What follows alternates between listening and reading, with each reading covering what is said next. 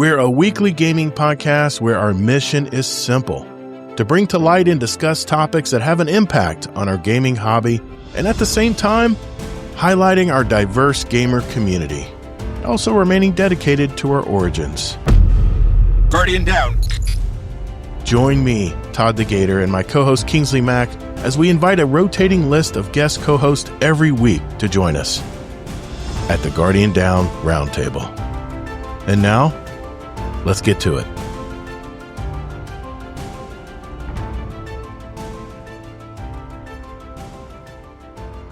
Well, what's up, Guardians? Welcome to episode 366 of the Guardian Down Roundtable. In our podcast, we talk about topics and news surrounding our gaming hobby, all while keeping a focus on our community. We're the podcast that invites a rotating list of guest co-hosts every week to join us at the table. And we go live every Thursday, 9 p.m., usually. No technical assistance required, hopefully. Never. We go 9 p.m. Eastern on my Todd the Gator YouTube and Twitch channels, as far as also our Discord live stage, which is working tonight. Knock on wood. Everybody hold their breath. Once a month, we do invite a new member from our Discord community to pull up and share their story with us. And that is today's episode. We have a new member of our Discord community, and he's going to be jumping in. We're going to talk about gaming and everything about his life and go from there. We are a live video show, though, with an audio version available every Monday morning on all podcast apps and even our website, which is guardiandowncast.com. So one thing, if you guys in live chat tonight, whether you're in Discord, whether you're in Twitch or on YouTube, don't be afraid to speak up. Give us your input on our topics tonight, and we may read them out on the show tonight. So we appreciate you guys that show up live every week. We really do. Well, first, let's introduce my co-host, Mr. Kingsley Mack from the great state of Utah. How you doing, Mike? How you doing this week, man? I've been seeing you've been playing a lot of Black Flag. Every time I look. That doesn't mean I'm playing it. I just keep the game open because it's just easier than quitting out. You know, single player games, you can just pause them wherever you're doing some action and stuff. Yeah. And I have no real reason to quit it. What's the point of quitting the game? So I just pause it when I'm like doing work for like 4 hours at a time. And then, I can tell it to farm stuff, zombie, good point, in the background. But I haven't really done that too much yet. But we have to remember, people, just because you see a status for someone in Discord doesn't mean they're actively doing that. So I have not been playing Assassin's Creed Black Flag as much as it shows that on my status. Don't you worry. Okay. I forgot. But, I've been playing it a fair amount. It's I forgot what I play so many live service games. I'm not used to being able to pause. Like even in Arc Raiders, everybody drink. I can't pause the game. Otherwise I'd just sit there and someone would come by and shoot me or loot me or whatever. It's craziness.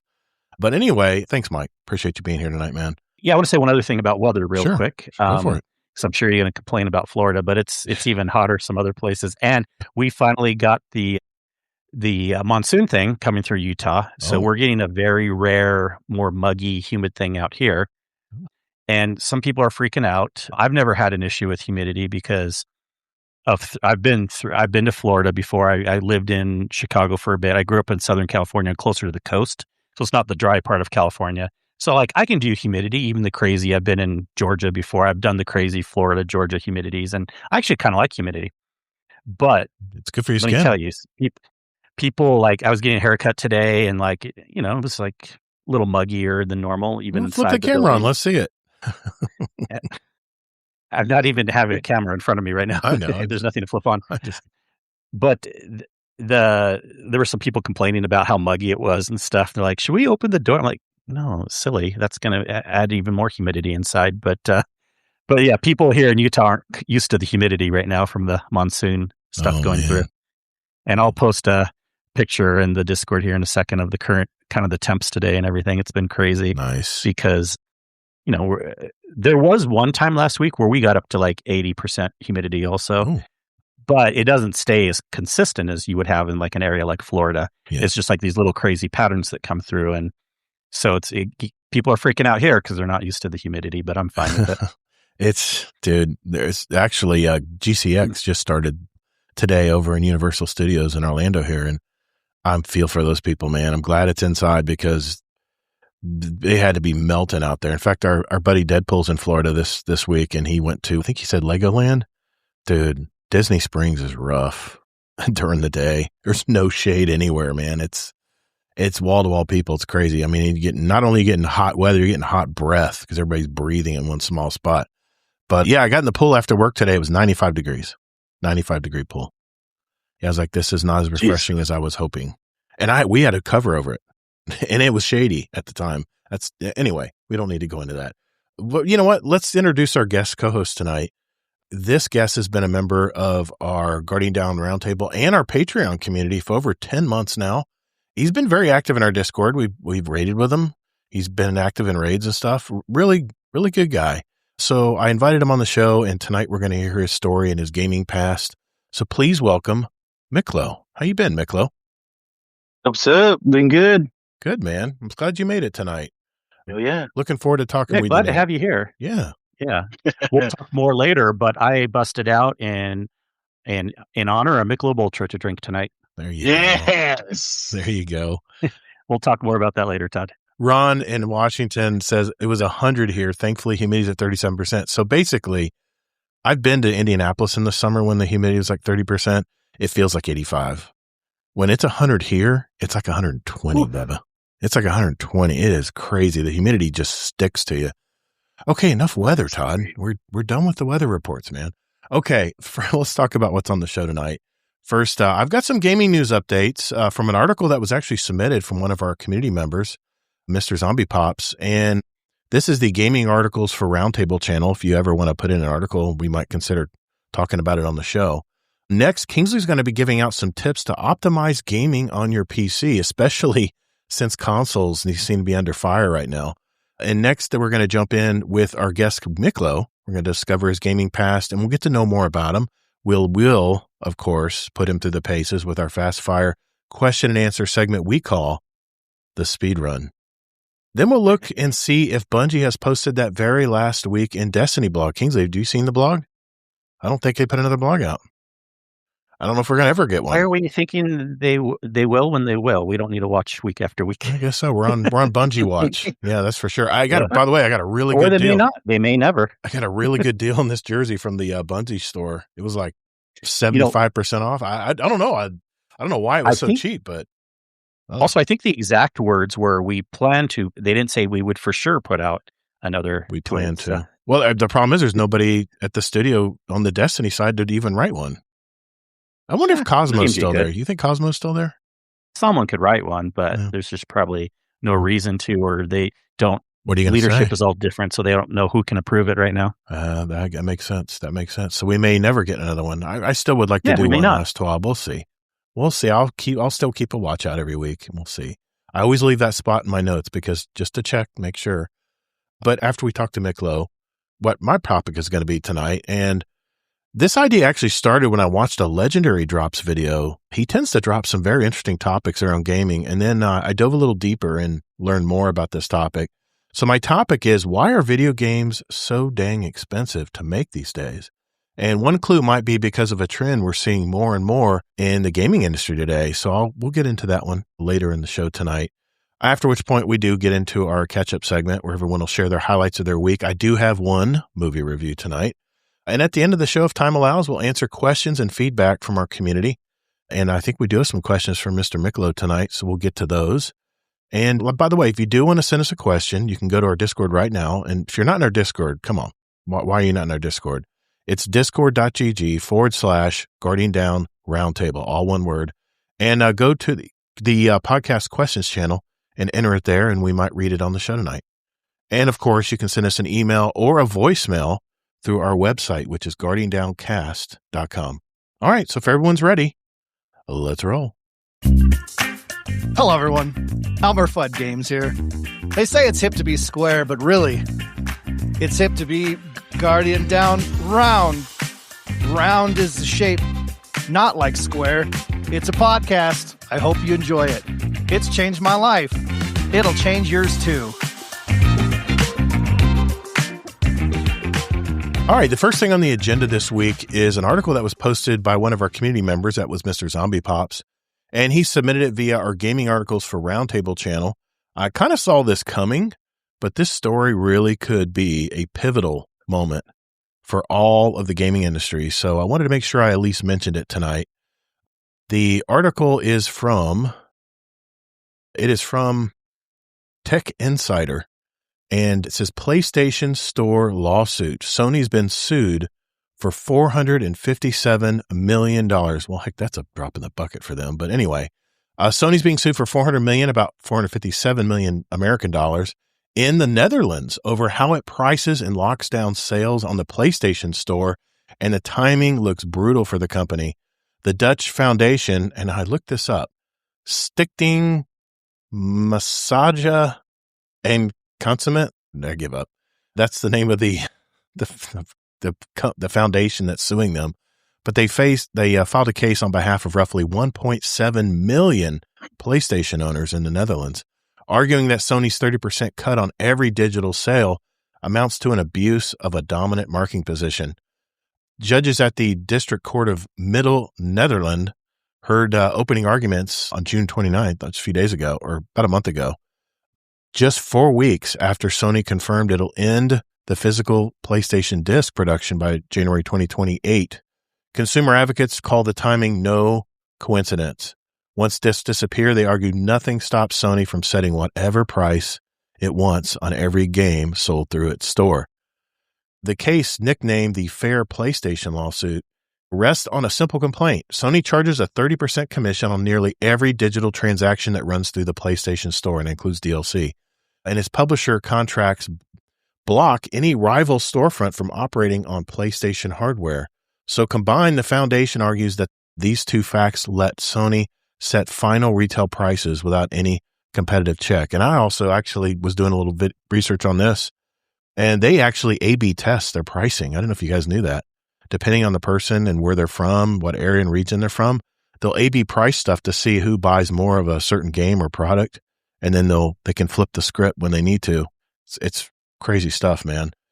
The numbers back up the frustration. A 2025 analysis of flat panel HDs found Dutch consumers pay 47% more on average for digital PlayStation games than for physical copies of the same titles, despite digital distribution carrying far lower overhead than manufacturing and shipping disc.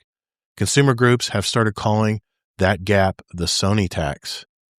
The foundation, I'm not going to try to say it again, says the harm traces back to November of 2013, when Sony's current closed store model took shape, and puts total damage to Dutch consumers about or around 400 million marks, Dutch marks. I don't know. What's the currency in Netherlands? I have no clue. The foundation filed the underlying PlayStation Store lawsuit in June of 2025, with the first substantive hearing followed about a year later, June of 29th of this year, which I just mentioned. And according to the foundation's own case filing, it now ranks among the largest active consumer claims against any part of Sony's gaming business anywhere in the world. Now, there's also other lawsuits going on right now. Mexico is now suing Sony for the same price fixing and monopoly pricing. And there's actually a UK precedent right now. A multi-billion pound warning shot is the title of this. And it says the Dutch case did not emerge from nowhere. A nearly identical fight has been working through UK since the courts in 2022, when consumer advocate Alex Neil filed a claim against Sony Interactive Entertainment valued up to £5 billion. The UK Competition Appeal Tribunal granted a collective proceedings order on November 21st of 23, certifying the case to proceed according to the tribunal's official notice on behalf of roughly 8.9 million UK PlayStation customers who bought digital games or DLC between August of 2016 and August 19th of 2022. The UK trial finally opened in London on March 10th of this year, with BBC News reporting that claims value close to £2 billion, or roughly $2.7 billion. Proceedings ran for about 2 months and wrapped up around May of this year. Per the game business, no verdict has been publicly reported by mid-July, but the trial itself has already forced Sony to defend its PlayStation Store commission structure in open court, testimony that Dutch lawyers have leaned on directly. So I just want to show you or list a history, actually, of what the other platforms out there charge. And Kingsley, you'll probably know this, but Sony PlayStation Store is 30% on everything. Valve Steam charges 30%, or 25% over $10 million or 20% over $50 million. But it's an open PC platform. Rival stores are permitted to get in there with codes and, like Green Man Gaming and things like that. The Epic Game Store is a flat 12%. Microsoft Store, 30%. Microsoft Store PC games, 12%. The Apple Store Global is 30%. The Apple Store for the EU and DMA terms as low as 17%, and the Google Play Store is at 15%. So I guess what I'm getting at is if this case goes forward and there is a judgment, it is going to set a precedent. And I think a lot of companies, a lot of class action suits are going to follow here. And Sony may need to backtrack. I mean, what do you think, Kingsley? You think this is going to make any difference at all? Oh, you're totally reading way too much into this. All right. It's not going to set a precedence because this is not the first lawsuit that's happened by any means. The Apple-Google one with Epic already happened. Yeah. And so if anything's going to set a precedence, that one set the precedence. And what happened there was they did not win saying that they had to charge a lower fee than the 30%. But what they did win was that specific countries like the EU could say like, okay, we can't force you to charge a lesser percentage, but we can say that you have to have a competing store in another country. So, but that's totally different. So there's no price fixing going on here. People can still, if you're a third-party developer, you can still list whatever price you want for your game in the Sony store. Yeah. So what Apple did was they let, just in the EU, you can't do this in the US or other places. Right. You can load a third-party app store on your phone.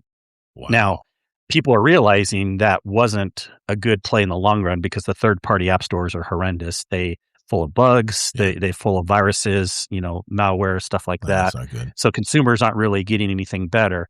But the thing here, this has nothing to do with discs. It's just a coincidence. This is about the percentages. Right. And also, who cares that it's just going after Sony? Microsoft will eventually go after them too with the 30%, and they already went over after Apple and Google. The bigger point here is the percentages and what's going to happen. So far, the precedence is percentages aren't lowering mandatorily, right? But the companies are making third-party app stores in certain countries, and it's going to be a big mess. Can you imagine, like, oh my God, per country? In some areas, if there's a third-party app store on the PlayStation, it sounds fine, sounds good. Like, sure, like in that small area, right, some developers can make a little more money, and consumers might be able to get some extra games that you couldn't get other places. But it's going to be like the Wild West. Also, it'll be like all this junk in the store. You won't know what's legit things, what's the real things, and stuff like that. So I don't know what the answer is. The best answer is all the companies maybe voluntarily take less than 30% just to kind of be nice and to get around these lawsuits. But so far, most of these big companies are still making out. They're not losing these really. They're keeping 30% most places, and a couple other countries here and there, they'll have alternative app stores. Yeah, and I don't know if mandatory competing stores being allowed to be, used for codes or whatever to play on PlayStation. PlayStation would probably have the authority to determine what store that would be, and it can just pick the crummiest store out there that people don't trust, and then it's a moot point, right? No, actually, the law, at least with the Apple precedents, when we're talking about precedents, is they couldn't pick the other stores. Okay, that's good. So any app store could load on. That's why, again, gotcha. It's a mess. Like there's a bunch of junk too, because then the whole market's open for like fake app stores to get loaded. Like the consumer can pick whatever app store they want to load on the EU phones. So it's just a huge mess. You got an opinion, Miklo?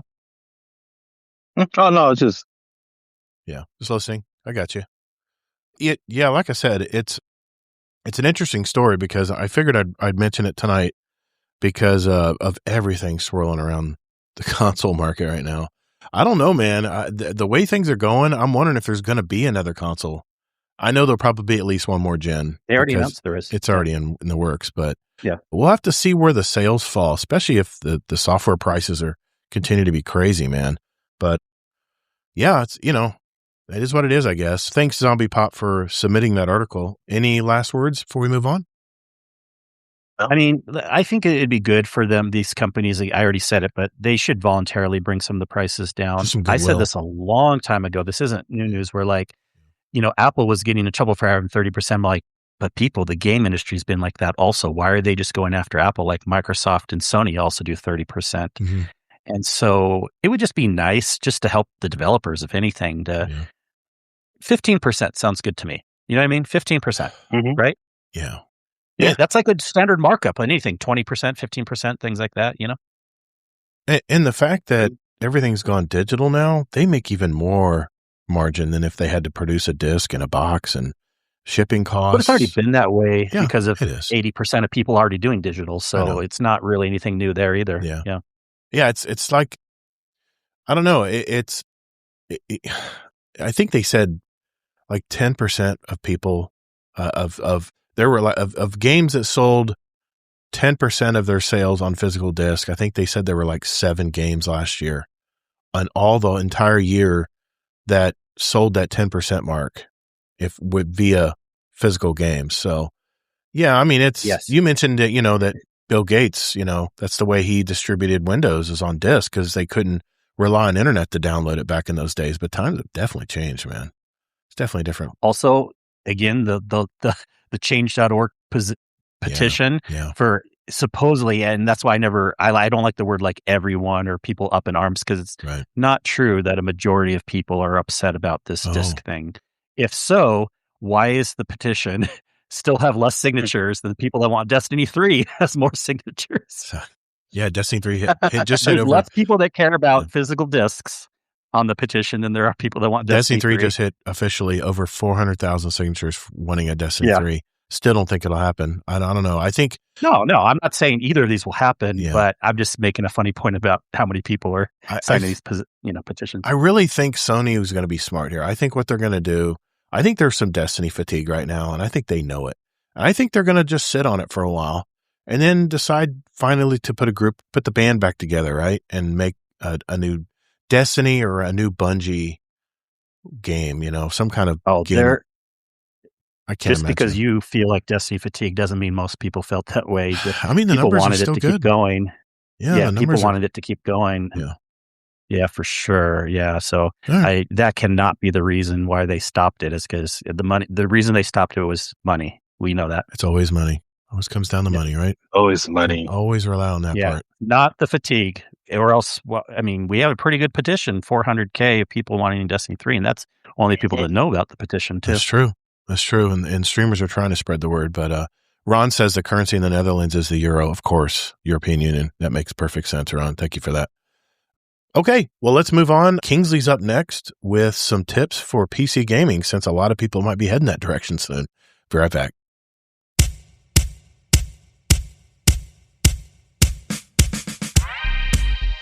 And now a news bulletin from our Patreon sponsors. In today's economy, gas is high, joy is low. But the Guardian Roundtable and the Guardian Downcast is on the rise. You're listening to Guardian Roundtable. All right. We're going to turn to Mr. Kingsley Mack next, where he's going to give us some tips when gaming on your PC to get the best experience. Mike, the floor is yours, man. Yeah, this is just actually a topic that I had in the back of my mind for a while. No particular reason why I'm talking about it now. Just I didn't have other interesting things I wanted to bring up this week. But, because if you have a PC or considering building one or whatever, or if you just want to be in the know, there are some basic things you can do to make sure you have a good experience. And it's also the reason why I wanted to talk about this too, because there's a lot of misconceptions out there too. Like, PCs are a pain, this and that and this and that. But usually when I see them being a pain, it's because of what the person did. They try to overload them with stuff, or they try to use it for a lot of different things. PCs just on their own are not a pain if you follow some simple rules. So and I know not everyone can do this, but I'm not giving like super advanced tips or things like that. I have a couple medium techie things at the end, but these are just really high level things and maybe like duh to some people, but other people are like, yeah, I really should consider this. First of all, really you should consider, if you want to get a gaming PC, I highly, highly, highly recommend that you get it mostly just for that.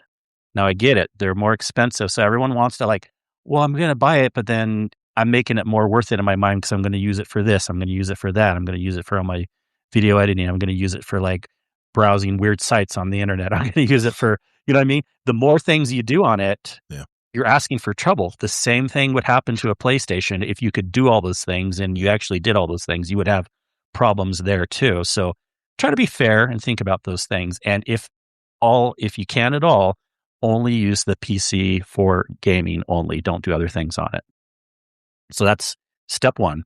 Step two, or point number two, is even when you do game, if you have a few other things going, like, even obviously there's going to be times even on my gaming PC, I have to open a browser to like look for updates or things like that or whatever. And it may seem obvious, but try to quit out of things before you game, right? Mm-hmm. That could even mean like Discord. Now, if you do your audio through your same PC, that's fine. I'm not saying you have to like not do Discord on your computer, but if you have another way to do Discord, like a laptop, a phone or something, but even if you have it open, turn off the notifications if you can, because all those little pop-ups, they don't take a lot of processing and RAM, but they can cause little micro stutters in your games. And I know that Discord wants to provide all these things that say, oh, so-and-so logged in or this or that, or all these little notifications, but it's not just Discord. A lot of apps will have notifications, and the more of these apps that you allow to have notifications, things will always be popping up and causing little micro stutters on your computer. It adds up. Yep. Another tip is run all your updates. You've heard Todd on the show complain that updates broke things, but they don't usually. 99% of the time, you want to run updates because they fix things.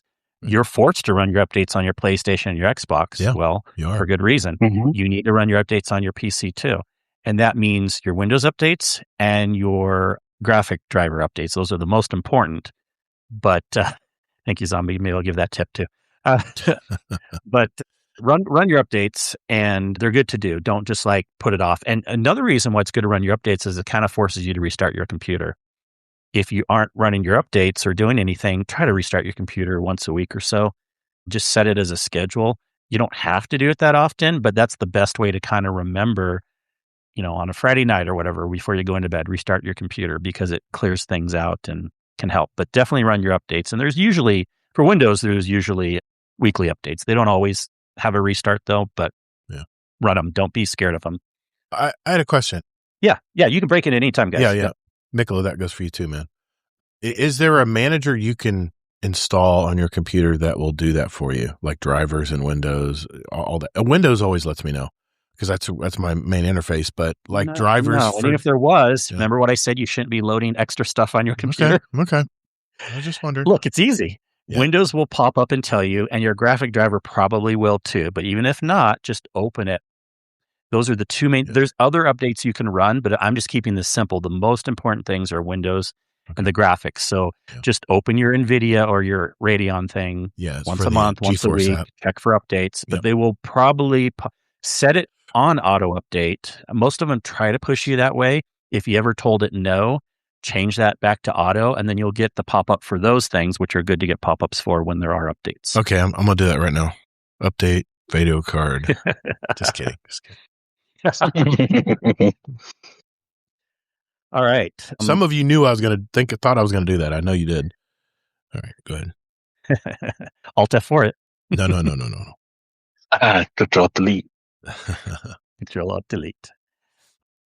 Yeah, I mean, there's lots of things you can do. Now, some people will get crazy and go far the other way, which I don't recommend either. And they think this was maybe more of a thing in the 90s, early 2000s, where there wasn't a lot of RAM for computers and stuff and storage. So people would try to like pare down their normal version of Windows and like remove components and stuff. I don't recommend that either. It used to be said that like, oh, well, your Windows will be more optimized if you remove all these components, but that is asking for trouble. Again, you want to go with like a base configuration. You'll have the most success. If you add a lot of stuff, you're going to have problems. If you remove a lot of stuff, you're going to have problems. So just don't fuss with a lot of things. Don't go down the Reddit rabbit holes of like, unless you really know what you're doing, you like to geek out and reinstall your system. If you make things messed up, don't remove a bunch of Windows components just because you think it's going to help with stuff. Go to your Windows device. If you're having RAM issues, you probably need more RAM. If you go to your Windows device manager, you'll find out how much works in the background. It adds up, man. It adds up. It's a lot. Okay, but don't go there and then just worry about it either. You don't need to go to your Windows manager. No. And then again, you might start worrying about things and then wanting to remove things or stuff like that. So, I mean, that does bring up another point. This isn't a PC build guide, but if you're looking to get a new computer, really try to go for 32 gigs of RAM. This has been the recommendation for a few years now. I understand RAM's very expensive right now, so it's hard to say. 16 would be the minimum, but I highly recommend 32. But maybe I can get a PC build video or article another time. Yeah. Gotcha. A couple more things here. These are more the medium advanced tips. Is there are a couple things you can do in Windows. You don't have to, but you can do to give some extra performance. So, you guys can DM me. Maybe I'll post in the Discord and the tech channel at some point. You don't have to remember all these things, but you can. Windows has a setting called game mode that you want to turn on. Basically, this helps with minimizing some of these background apps, like I was mentioning. You should still look for not having a lot of things open and turn off a bunch of notifications, but you can also go to Windows settings, gaming, and then game mode and turn that to on. So think about that. And then one other thing is go into Windows setting and turn on hardware accelerated GPU scheduling. Oh. That's under settings, system, display, graphics, and then turn on hardware accelerated GPU scheduling. You can rewind if I said it too fast, or you can just ask me. That I have not done. Okay. These aren't the most important things, but they're little tips that can give you an extra little learn something every day, oof, here and there. Yeah. And other than that, have fun. I mean, having a PC doesn't have to be a complicated or scary thing.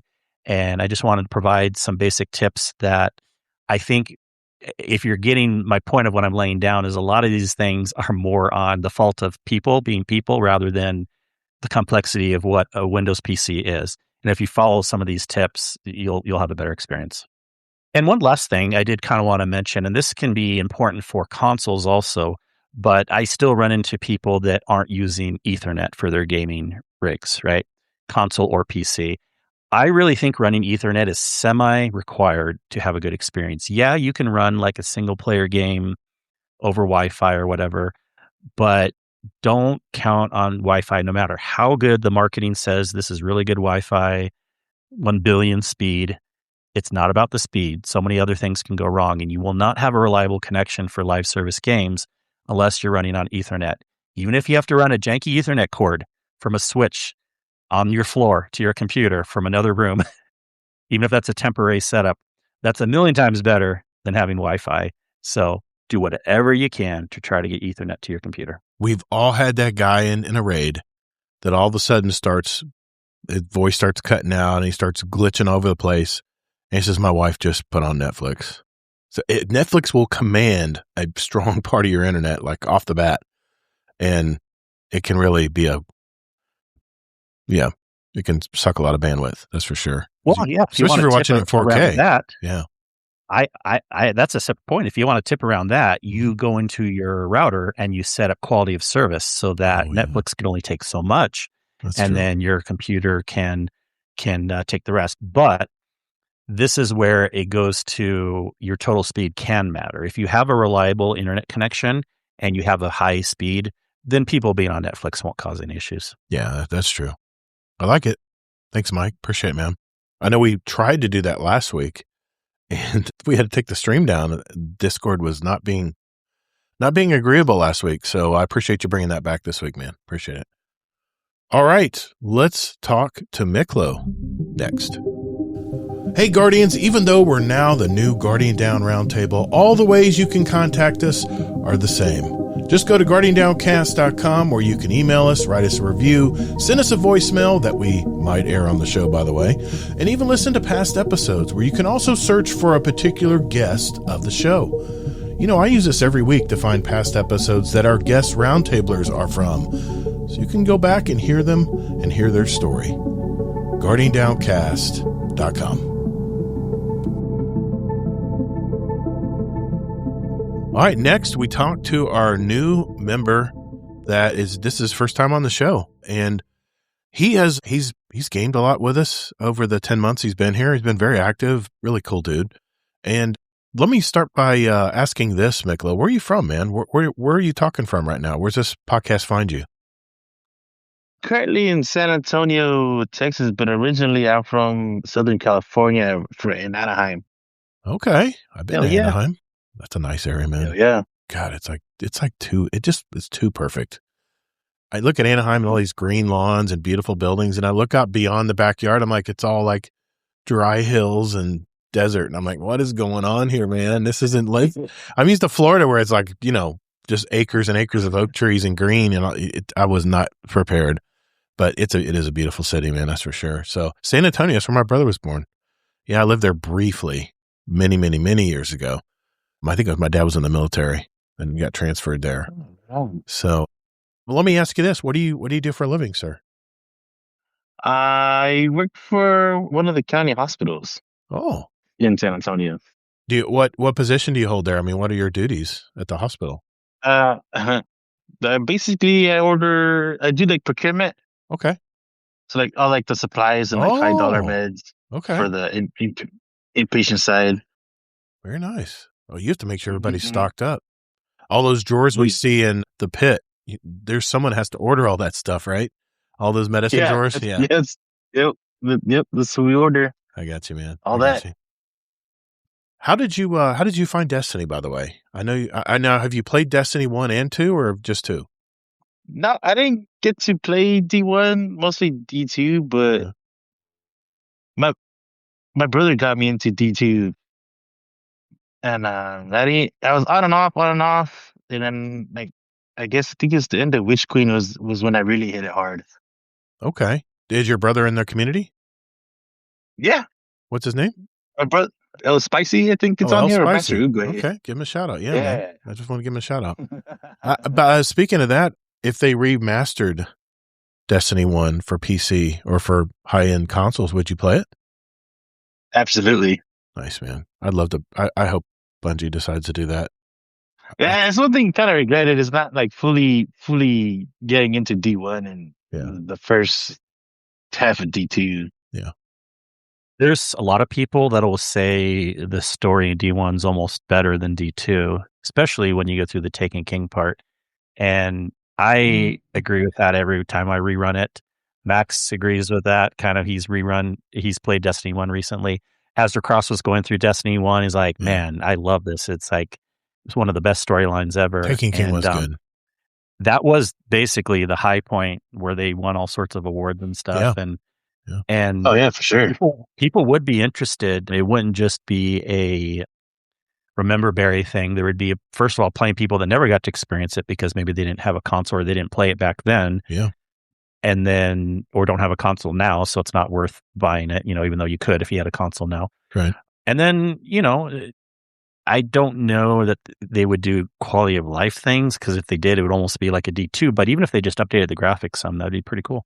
At 30 frames, you can definitely feel the difference. 1080 30 is just so much different than a 4K 60 or a 1080 120, It's much crisper. And, like what they've done with your game, Kingsley, with Black Flag. I mean, it's just like it's a totally more enjoyable experience, right? Because the graphics have been improved and everything. Yeah. So, they did quality of life things on this game too. But, they went further. They didn't. Yeah. Yeah, even if they did. Yeah, my brother is playing that also currently. Oh yeah, is he liking it? Yeah. Oh yeah, he's rocking it. Nice. Are you married? Have any kids, Miklo? Nah, not married, no kids. Nah. Okay. Free agent. I like it. What is your favorite NPC? Wait, I'm gonna tape that and send that to your wife. Blackmail. You said you like it. Blackmail's coming. What is your favorite NPC in the game? If you were to pick one, could be in the tower, could be in all the worlds, wherever in Destiny. I'd say Zavala is my favorite NPC. So you're a Titan main. Yes, I converted from a Warlock. I'm sorry to hear that, man. That's too bad. Originally, I started as a Warlock, and my brother's like, feel the power of the punch. So you're the hammer, and every NPC is a nail. I get it. Whereas Warlocks are more like a Swiss Army knife. We can just kind of roll with the times. Yeah. Are you a book nerd? Are you a solo player, or do you like to play with groups? I like to play with groups. Okay. I like to play with groups. I do play solo just, to get the challenges done, but I prefer groups. I might get a little deep on you here, but what is your absolute earliest, most vivid game memory? I mean, who was there? What was on the screen? And what did it smell like in the room? Oh, shit, man. The smell part. I just threw that in there. I just threw it in there.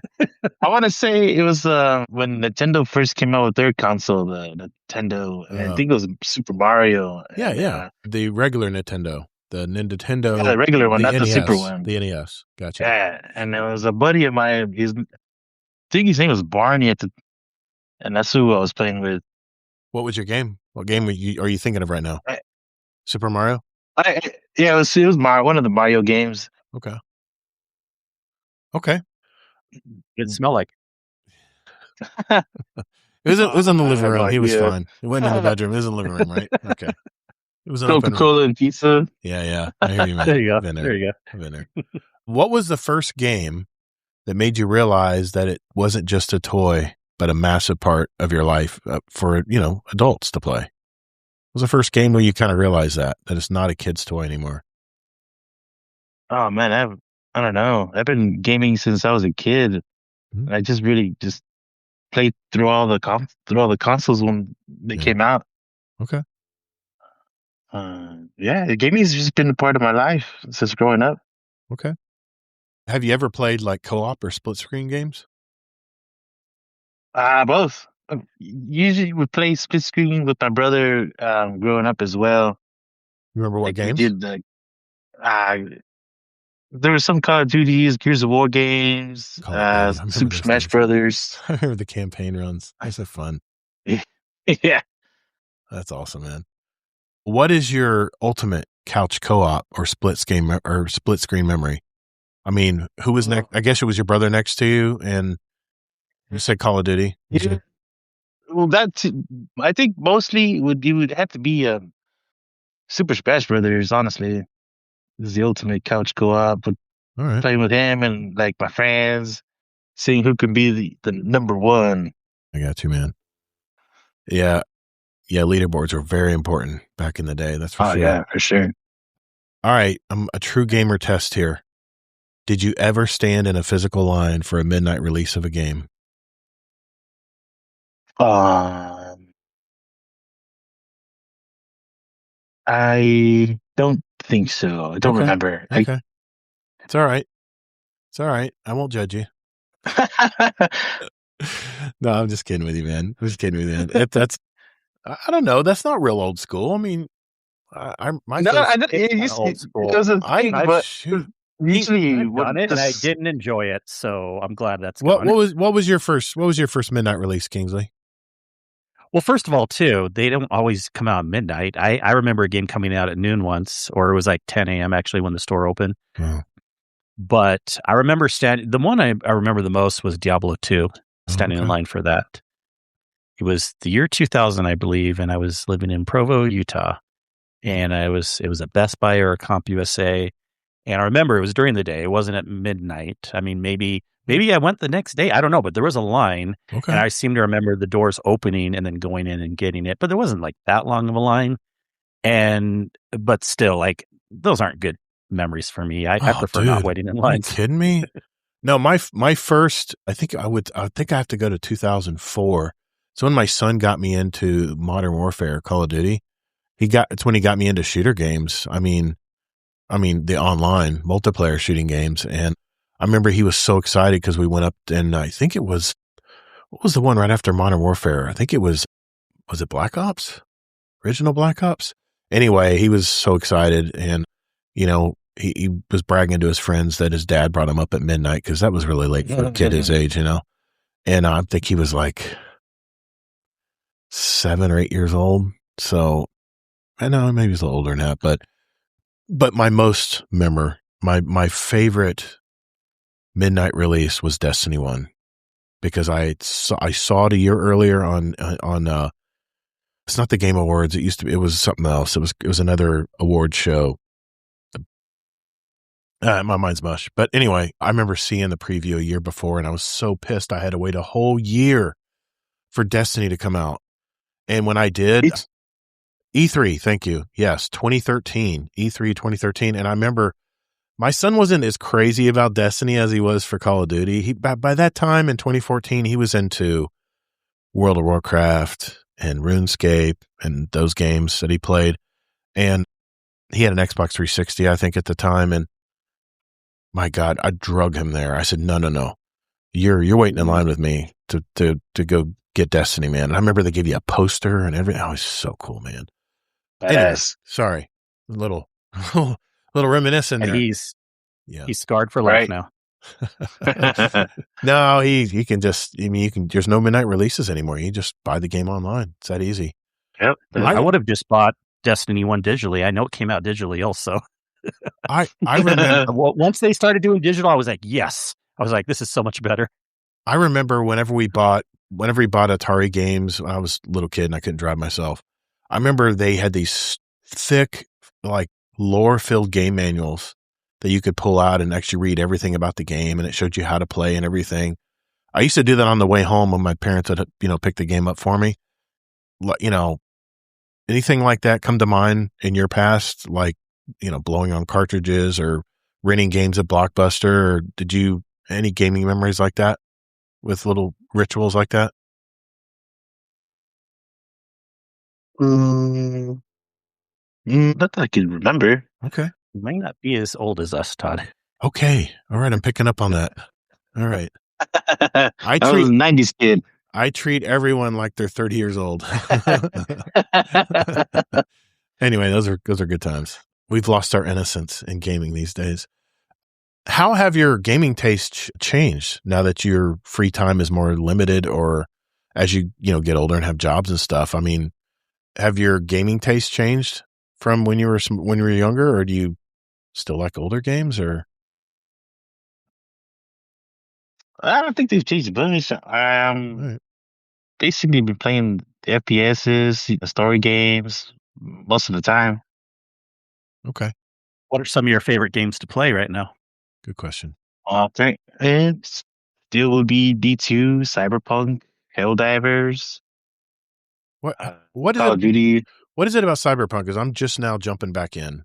I picked story. I picked the Nomad this time, and I'm like in a totally different area than I picked when I was a corpo. I'm like, what? Where? I don't remember any of this when I played the game. It's like they start you in a totally different area. Called an RPG. You have different options. Yeah, RPG. Yeah. What is it about? I mean, now that they've improved the game so much, what is it about Cyberpunk you like? I just really love how heavy the dialogue is. Okay, and it's pretty rich, huh? It's rich dialogue. It's got good music. It's got good action. Okay, it just looks so prime. I love that you threw that in there. Another problem you may have as you start getting older and your money's more limited is you have to decide, that old gaming problem when you become an adult is, figuring out what game. Yeah, not enough time to play them all, right? Is that in your case? Does that work, or you pretty much play whatever? No, well, I stick to the core games that I play, and then I'll try to make some time to play some a new game every now and then. Okay. Have you ever reached a point in a new game where you think that the graphics will ever get better than this? I know it's a little deep. No, I think the pinnacle for currently, I think, would be Cyberpunk. Yeah, man. I got to admit, man, the graphics have really been improved in that game. Yeah. That game got juiced. It did, man. It did. I mean, my God, I remember they were throwing so many updates for that game, and I would just like, yeah, download it, but I'm not playing it right now. I only play Destiny. When we were kids, gaming was often seen as something kids play, that you eventually grow out of, but it's become like a multi-billion-dollar industry now where it's eclipsed regular entertainment combined. Was there a time where you thought that playing games as an adult was completely normal? Yeah. I think it's a pretty normal thing to do, to play games. I mean, so mainstream. I mean, gaming has just come so far, man. That's for sure. Oh yeah, for sure. From pixelated to polygons to what it is now, 3D rendering.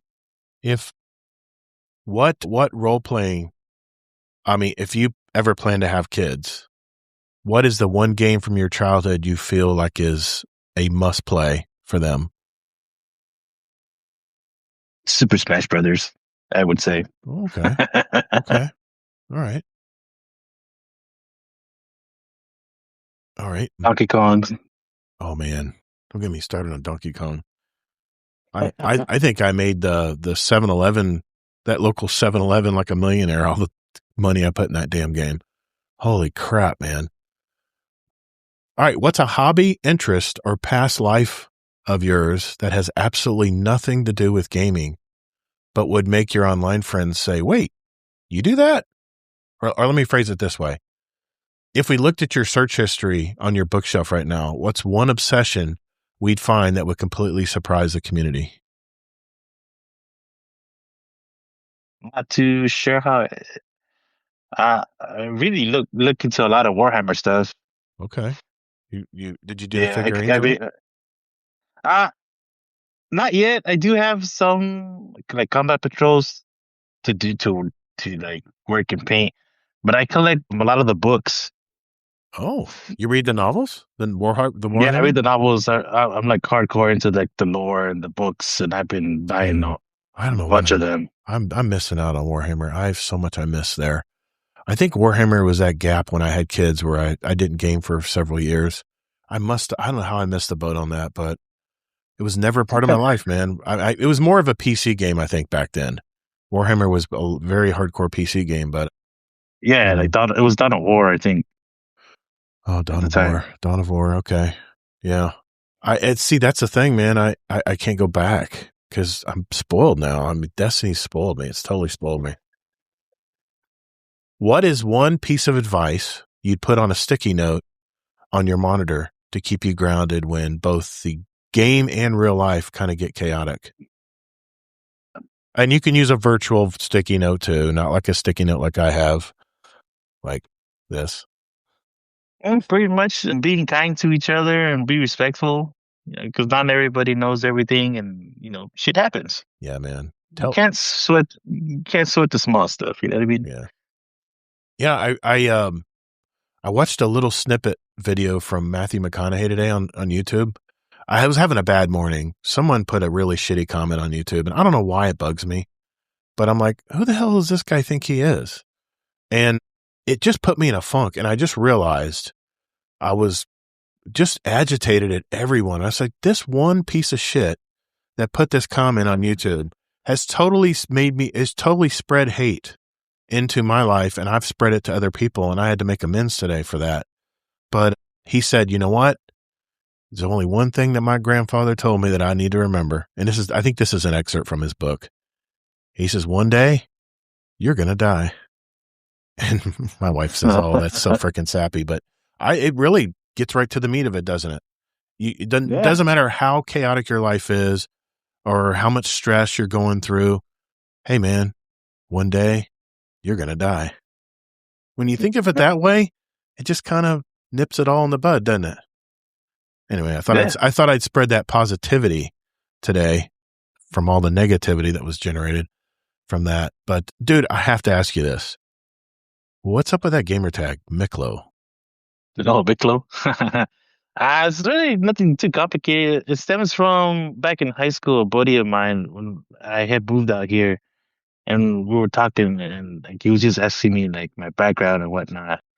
Are you familiar with the movie like Blood In, Blood Out? Say it again. Are you familiar with the movie with like it's called Blood In, Blood Out? No, I'm not. Now, well, there's a character in the movie, and his name is Miklo. Oh, really? And yeah, and like he's kind of like he's the one that like tries to do like big things to like fit in with the group. And that's how it basically came about. Oh shit. Yeah. Okay. I never would have guessed that. Yeah, and I'll add on right now, since we're talking about gamer tag. Funny story in the community that some people know and other people don't, but it goes to what I was saying earlier is we've raided with you before and had good times. And for some reason, good old Sin in the group. Oh, yeah. He saw your name. He started calling you Michelob Ultra. Yeah, Michelob. That's where that comes from. I'm like, this isn't anything about a beer. It's similar-ish to Michelob. And he just probably was thinking of the word Michelob. And then, of course, Ultra, just because whatever. That's the best Michelob is Michelob Ultra.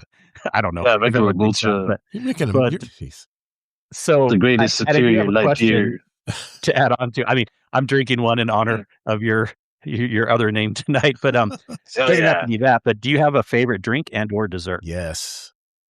You may be judged. Well, so my favorite beer is a Pacifico beer. Pacifico. Ooh, yep. Yeah, I don't know anything about that beer. Is that a California? Not just California. I don't remember seeing that beer. I don't remember seeing Pacifico, like the Pacific Ocean. Yeah, I've never seen that. It's in a yellow box. I see it here in Utah also. Deadpool, you seen these beers? Pacifico? Oh I bet you could find it at a gas station, probably. What? For seriously? Sure. I swear to God, I've never heard of this beer. You just probably thought it was like a weird beer. I look at all the beers at the grocery store. I had never seen Pacifico. It's a good Mexican lager. DC, really? Base window? Okay. I'm going to go. I just said, Todd, I bet you could find it in your area. Okay. I'm going to go on a search this weekend. I'm going to the grocery tomorrow. That is my mission. I'll take a picture of it if I see it. All right. And for dessert, I love all kinds of sweet things, but a good apple pie with some whipped cream goes a long way. Apple pie, man. You and my wife both. The little slice ice cream next to it. Oh, hell yeah. Yeah. Tear that up. Now, wait a minute. Do you like the regular old fashioned or do you like the little crumb on the top? Both. They are both good. They are both good. That's true. I don't discriminate. What? Maximo, it's at Walmart? I don't know what I'm missing here, man. I don't know what I'm missing. We're in the upside down right now. I don't know why I've never heard of this beer. Okay. Okay. Because you only look for your blue moon. That's why. Oh my God. Oh my God. Jeez, man. I'm done. One more question. What role does gaming play in your life now compared to when you were 15? Is it about competition or challenge, or has it become more of a de-stressing tool after a long day at work? It's kind of all three, honestly. Okay. Certain days, I'll play some Cyberpunk, to ease the mind. And when I'm playing with my buddies, we usually play, Call of Duty or do ranked play. Okay. And all that. Is your brother older or younger than you? He's younger. We're 6 years apart. But if you were to look at us side by side, you would think we're twins. Really? Okay. Yeah. Do you have a beard? Big beard. You have a beard? Yeah. Sweet, man. Yeah. I like it. We both have long hair. I'm trying to picture you. I wish you brought your camera tonight. I'm trying to picture that, but it's okay. You guys have put a picture in the Discord before, right? In the left channel, I believe, you and your brother. I think so, yeah. I'll see if he wants to do a picture and we'll put it on the Discord. Okay. Sounds good, man. Berserker tagged along this morning to put apple pies in the weekly shopping trolley. Holy crap, man. Yeah, I can't. No, I can't. We have, my wife bought one of these. Shit, I don't remember the brand of it. It's like Mrs. something. And we had it in the freezer forever. I'm like, are we ever going to eat this damn thing? And we put it out. Man, I had like a sugar coma all night after eating that damn thing. It's just loaded with sugar. But damn, it was good. It was good, man. Well, Miklo, appreciate you sharing your life with us tonight, man. But you're not out of the woods yet. You're not out of the woods yet. Welcome to GDR, the Guardian Down Roundtable. I guess my map is wrong. I was told to go around this back alley, but I'm in this nice, clean, bright, distant future. I have no idea where I'm at. Maybe look at this door. Here we go. 3, 2, 1. You're listening to GDR.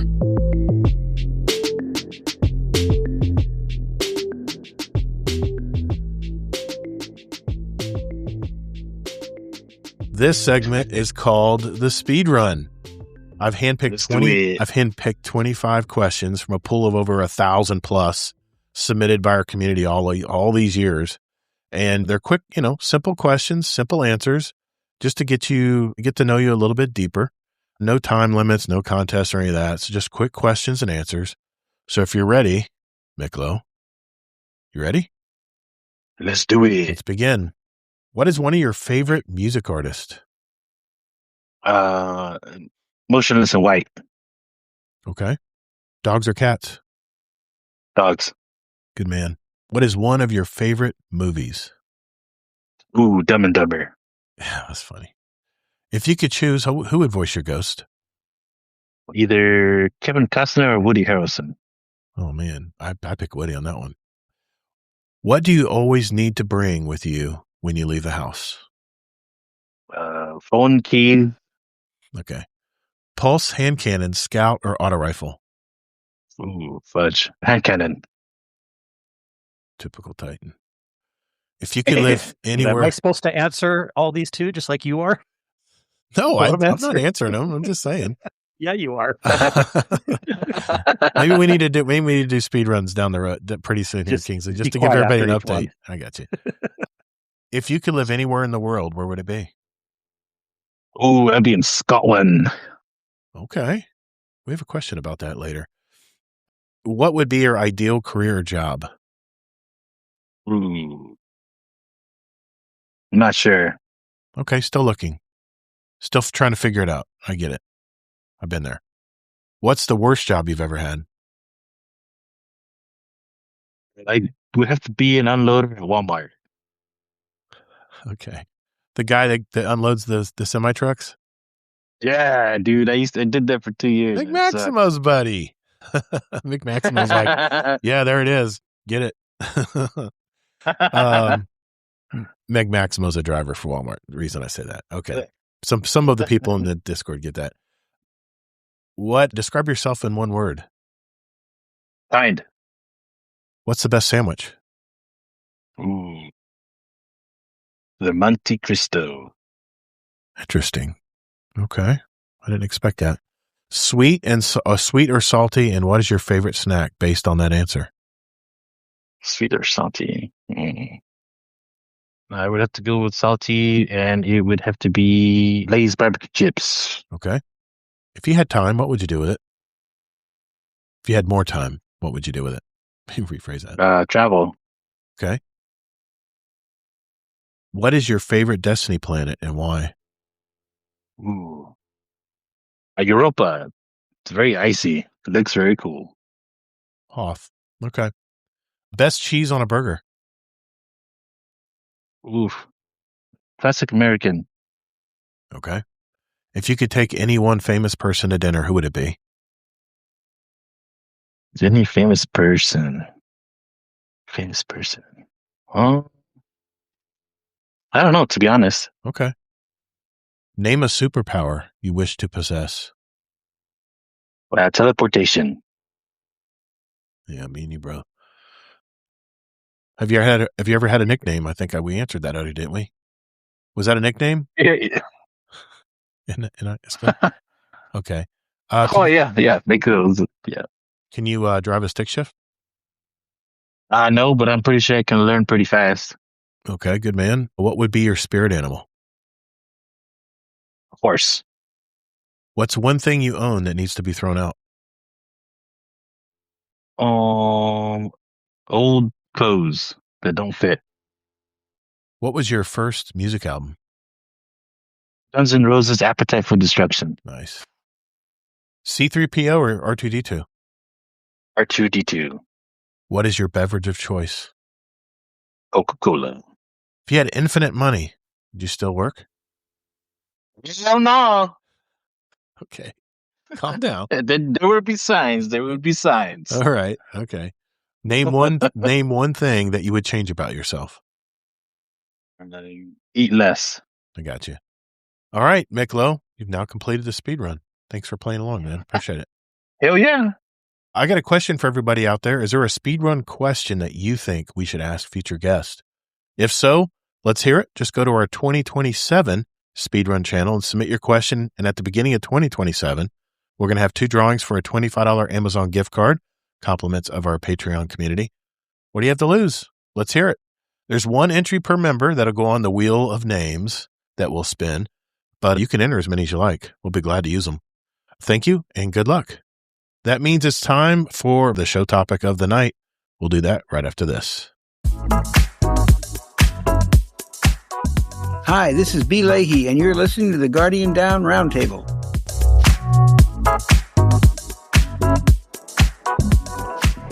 All right, for our topic of the show this week, I was watching a video from Legendary Drops on his YouTube this week, and he was talking about one aspect of game development that kind of piqued my interest. By the way, if you haven't followed Legendary Drops, check out his channel. I think he's got like 500,000 people, maybe more than that follow him. But he always creates some interesting videos around the gaming industry, and sometimes it gives me good inspiration to look into it more. But after I watched it, I looked into this topic a little deeper. I wanted to see what everyone's feedback would be on it. So like I said, feel free to chime in, especially if you're in the live chat tonight. I'm curious to see what you guys have to say. We've talked in the past shows about the chaos of the Western game developer studios. They're going through a lot of crap right now, not just the Sony drama. We've also discussed why the East, like China, Japan, and other countries, are really killing it in new games right now. And the biggest factor, it seems, is the exorbitant cost of making video games in the United States today and surrounding areas. So I ask, why is this the case? I mean, video games made just a decade ago didn't seem to have these crazy development costs. So what gives? Well, in the past, I've compared video games with movie studios. I've compared the video game studios very much have the same model as movie studios, and why it is such a gamble in both areas of entertainment. But what are the actual comparisons? So I looked this up, and the main thing about video games is that about a decade ago, the industry rule of thumb was, developers had a fully, salary, benefits, equipment, studio overhead. It was roughly about $10,000 to $12,000 per month. And today in North America, the major hubs like California, Washington, Vancouver, that figure is $15,000 to $20,000 a month per person as far as cost.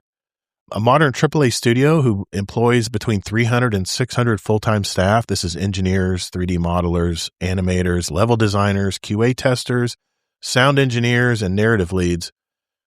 That's just crazy, man. That's just a lot of people in one studio. A standard AAA dev cycle has now exploded from 2 to 3 years up to 5 to 7 years. So a team of 400 developers working for 5 years at an average fully loaded cost of $18,000 a month equates to $432 million in pure labor costs before marketing even enters the picture. To make a single 3D character in 2010 might have required a concept artist, maybe a 3D modeler and an animator. Today, achieving photorealism requires a concept artist, a high poly 3D sculptor, a low poly optimization specialist, a rigging engineer, a texture and shader specialist, also known as a PBR, not Pabst Blue Ribbon, motion capture performers, and mocap cleanup tech. You got facial animation specialists, you got technical lighting artists, and then you have sensitivity and consulting agencies. That one I really laughed at. Every individual asset passes through a complex pipeline of specialized roles in the studio. So if a direction or scope changes midway through, sound familiar with Destiny? Rebuilding that pipeline wastes millions of dollars in development cost. And unlike a film script that is locked in before a major shoot starts, a game's mechanics, its level flow, the narrative are constantly being built. They're being play tested. They're being discarded and rebuilt. Then you have the misdirection. You got the leadership changes or changes in game engines mid-development. They routinely incinerate 1 to 2 years of work, meaning studios pay high-priced engineer teams for work that may never make it to its final build. Now, let's compare gaming versus Hollywood studios right now. A modern AAA game developer is about $300 million. A blockbuster movie, let's just say for comparison's sake, it's also $300 million in production. The primary cost driver of a AAA game studio, 75 to 85% of the budget is direct payroll across 5 to 7 years. That's why there's layoffs. That's the main thing people can cut to save cost. Let's look at movie studios. You got cast, you got the special effects, on-set production, you got actors' fees, you got practical sets, you got massive third-party visual effects vendor contracts. The development cycle for a video game, AAA, 5 to 7 years. A typical movie is 1.5 to 3 years. And then there's pre-production. That's pre-production to post, by the way. The pacing of the burn rate, which I think Schreier was talking about this in one of his videos. On AAA gaming studios, it's slow. It's a massive burn over years. Payroll is a constant, and it compounds every month the game is delayed. On a movie, it's a spike burn rate. You have these huge capital expenditures during an intense 3 to 6 month principle where they're that photography window where they have to record and capture everything. And then, of course, the visual effects push after that. The marketing ratio, often 50 to 100% of the dev budget, and we'll take the example of a $300 million dev budget, might see marketing cost of $150 to $300 million. Often on a movie theater or a movie studio, 50 to 75% of the production budget is spent on promotion. So you're talking about on a $300 million movie, about 150 on global, P&A and marketing. Now let's talk about post-launch spending. On a video game, it's high and it's ongoing. You have live service patches, you got expansions, you got server costs, you got content drops that requiring and maintaining hundreds of developers to be on staff.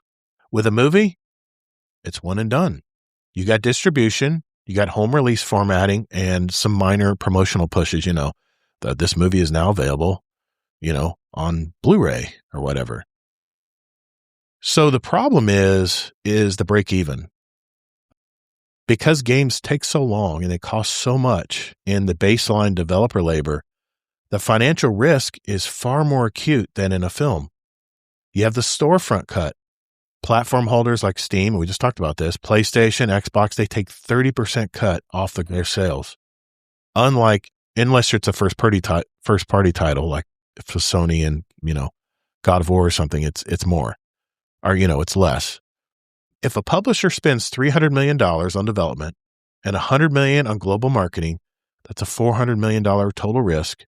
And they sell the game at $70, $49 net per copy after the 30% platform fee. So if you take those into consideration, you would have to sell 8+ million copies at the full $70 price just to break even. And to do that puts the game in the top 1% of market performers, which Destiny was, by the way. This is precisely why publishers push aggressively into day one microtransactions, cosmetic DLCs, or safe iterative sequels rather than taking creative risk on original IPs. So there's a crisis right now in the AAA gaming studios because the developers and publishers like Sony are tired of these costs. And I talked about Sony's live service push last week, how what they're basically doing in a nutshell from last week's show is instead of banking these studios, paying for all the salaries and payroll and all the expenses, they're just going to sit back and do an initial investment with a studio and then just take that 30% cut. That's all they have to worry. That initial investment is all they have to worry about. I think that's lame. I think that's whatever. There's other studios, I guess, that do the same thing. I mean, that's what Steam does, right? I mean, has Steam made a game? Yeah, that's how they started. Yeah, I know with Valve, made Portal, with Portal. Yeah, but after that, and they've made other ones. Yeah, but they make their money on that commish. They make the money on that commish. So the problem that adds to all this expense is the fact that game developers love Hollywood. We talked about in the past how the writing and production awards in Hollywood don't apply to video games because they look down at video game writers. They think that that's not really as worthy as writing a film or a script or the high production cost of making, like the Odyssey this week that I watched. So they kind of look down. So the gaming industry kind of has this issue where they don't, I guess it's they don't feel like they're being valued. So what a lot of studios are doing is they're hiring Hollywood actors to be in their games. They're spending all this money on mocap, on voice lines. I mean, Destiny's not exempt. I mean, we had Dinklage doing, the Dinklebot, and then they changed it over later. But the problem with these game developers are spending all this money that really doesn't make much difference in the game. So I'll give you some examples here. CD Projekt Red, Cyberpunk 2077, these Keanu Reeves. But let me ask you, if Keanu Reeves wasn't in this... Don't say that did not make a difference. You don't think they did to the game. Okay. The best thing. Okay. What do you think, Miklo? Okay. I haven't played. I haven't played through yet. You can have a different opinion, but what if they just had it? Okay, let that be the. What do you think, Miklo? Do you like Keanu Reeves in it, or? He makes it pretty cool. I'll tell you that.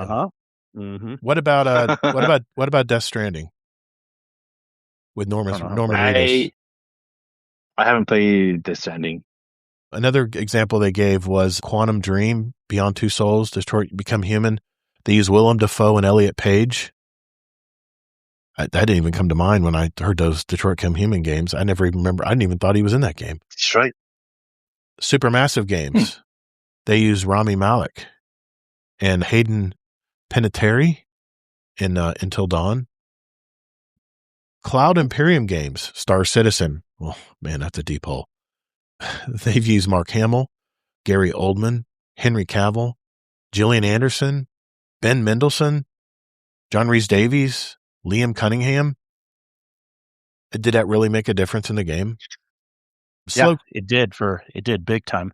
What about Slow Clap? What about Claire Obscure Expedition 33? They used Charlie Cox from Daredevil, Andy Serkis from Lord of the Rings. Now, okay, Andy Serkis was really good. That mocap was really good in that game. I have to admit that was really good. But what I'm saying is this is adding to all of the expenses of making these games, and I'm just wondering if there's a better way to do it. What about Giancarlo Esposito in Far Cry 6? Oh my gosh. That was amazing. Okay. In Far Cry. That was what Legendary Drops video was about. That's why I didn't really make it the center of the now that's just his opinion that that Hollywood's way too attached to Hollywood, and that he feels in his video that it was money wasted. But I just use that as an example. But we talked about what makes games so expensive, and if they have to sell 8.5 million copies at the full $70 price, you can see why there's AAA games are getting more and more less risky.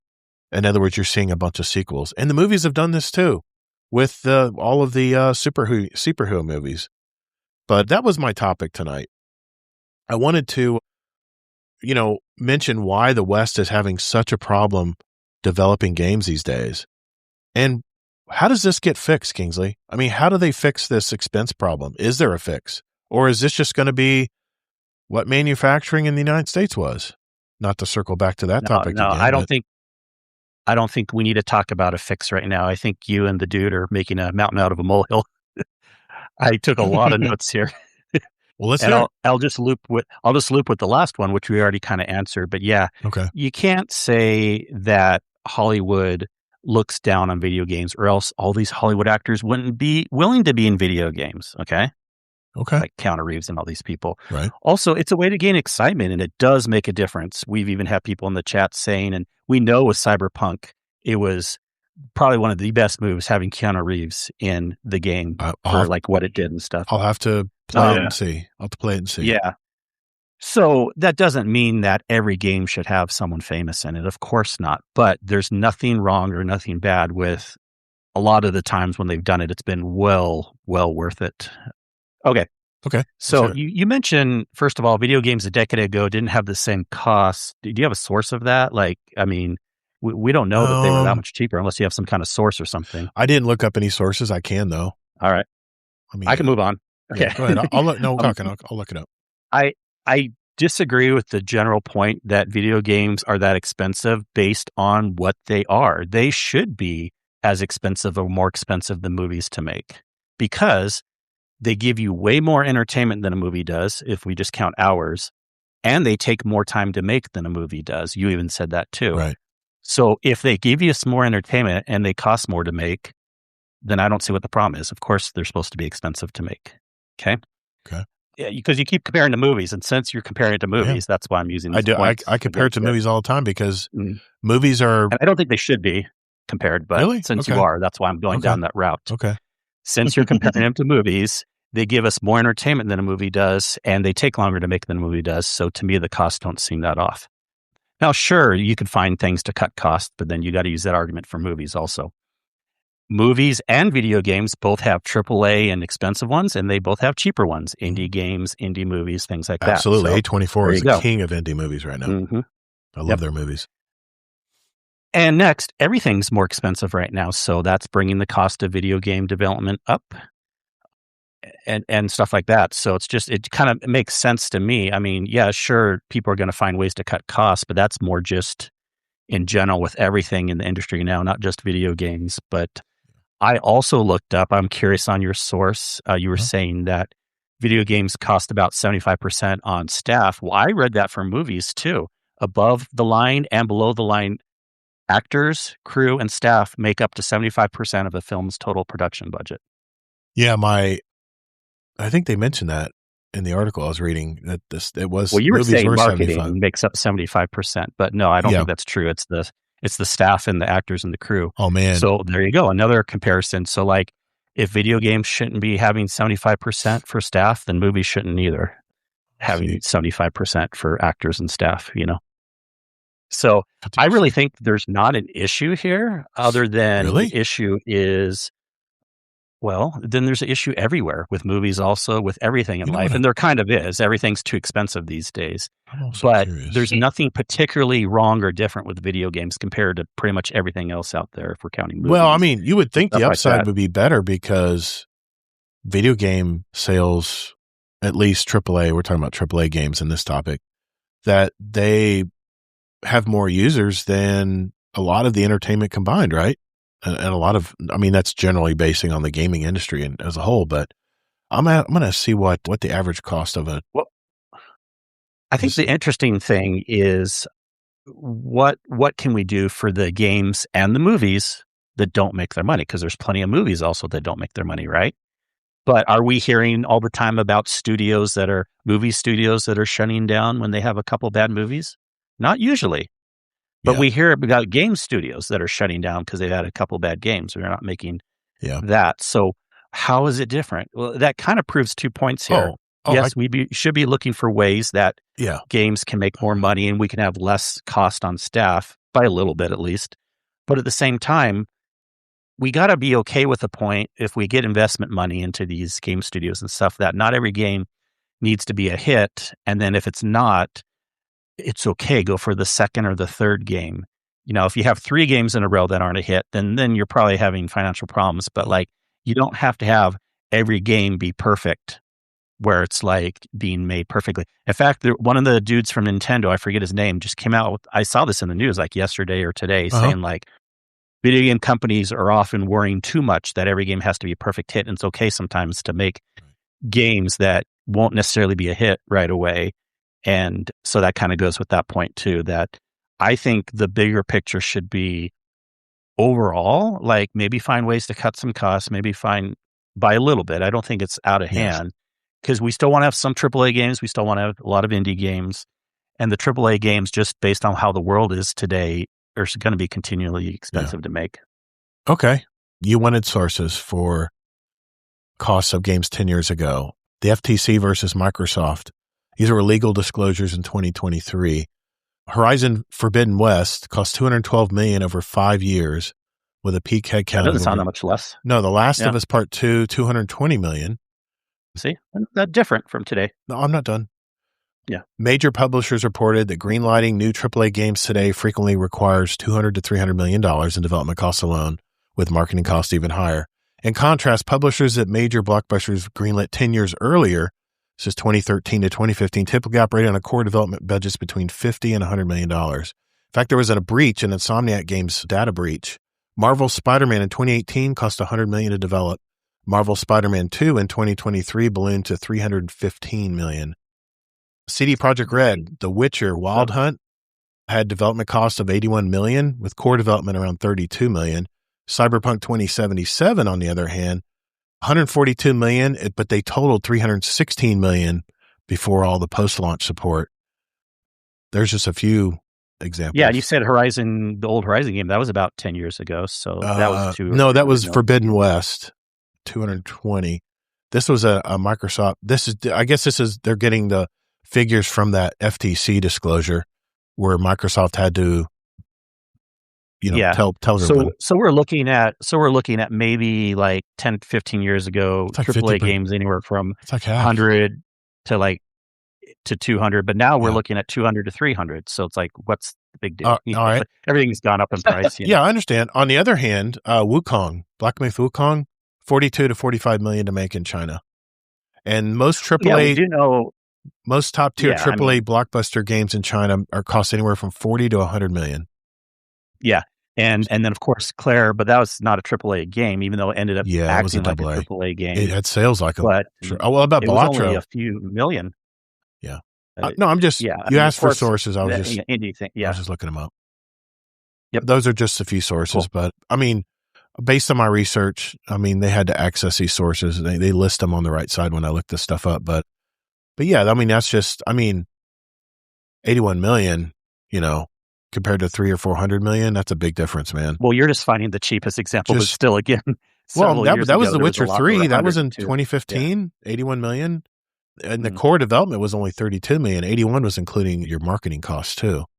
That was the combined development and marketing budget of $81 million.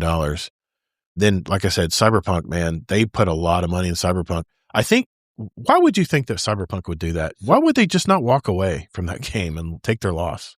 Because they were smart. See, this goes to my point of like, it wasn't a hit when it first came out, and they made some bad decisions with releasing it too early, even though they delayed it 3 times or whatever. Yeah. But there was some smart people at the top. That's the only people that would have made that decision, that they're like, we know we have something good here. And so they let it cook. They let it, go a little bit longer, and it's the best decision they could have done. You know what this reminds me of? Battlefield 6 right now. They had the perfect opportunity because Grand Theft Auto got delayed another year. And I think, they had really good sales in 2025 when this game released.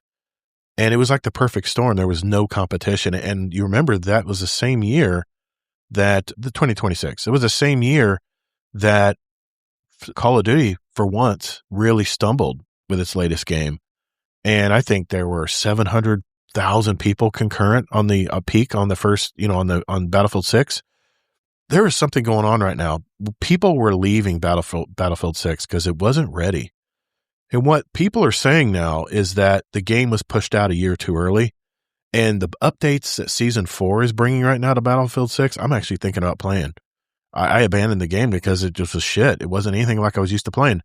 The Season 4 is going to have naval battles. They're bringing back a bunch of old maps. They got all these maps coming in and stuff.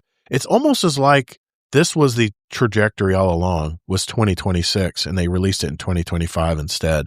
I feel like that's the same thing that CD Projekt Red did with Cyberpunk back in the day. Doesn't it kind of feel like the same old story with these developers today? They're pushing them out too early, and you gotta imagine the shareholders are right behind a lot of that, But it goes back to that same problem. That's better than nothing. Yeah. Division 2 also, I didn't have a bad release when it came out, but it actually got more popularity and it got better over time. Yeah, look what Ubisoft is doing right now, man. And you know what's funny? Sorry, I mean to cough from the mic. Ubisoft doesn't really have any new games out there, do they? They're really relying on their. There's a few, but they're because they had to cut back. Yeah. They're smartly relying on the popular ones. Their game libraries, they're really making improvements to a lot of their games. And maybe that is smart because a lot of us are nostalgic for the games we played, Oh, yeah. Nice picture there, Miklo. I see it now. Thanks, man. You guys definitely are. You guys are definitely brothers, man. Sorry, I saw it late. That's all good. But yeah, I mean, going back to, the games are so expensive today. And Schreier talked about this on a video he put out as well, how there's they think because these AAA games have to be photorealistic is why they have all of these other engineers and artists that are involved, because that's what it takes to make these games so photorealistic these days. I'm just trying to understand this whole thing, man. I hear that they're $300 million to make Marathon. I'm looking at that game going, where's the money in this game? It feels like a Destiny game. It feels good. The shooting's great and everything, but the graphics are kind of poor. I mean, the art style is weird, and I don't know, man. It's just it doesn't look anything like a Destiny game. Nothing. So it's not just about the graphics why costs go up. Probably, since we know a lot about Bungie, the biggest reason why that game costs so much to make is because the freaking engines. They should have killed the Tiger engine a long time. And I know it's a better one in Marathon, so they had to put a lot of money into updating it. It has been and making it better. No, wait a minute. No, I thought going forward. Wait a minute. I thought going Marathon forward, it'll be good. But I thought Marathon was on the Unreal. No. It's right. It's on an updated engine. It's a dedicated server too. It's not peer to peer. That's true. That's right. Engine has nothing to do with server. Those are two separate things. But yeah, it's an updated Tiger engine, and look, it could be a situation too where, let's say it costs like 50 to 100 mil just to do the development of the engine, because it could have. You even said in your article, mid-engine they changes. hire specialists to make engines and stuff.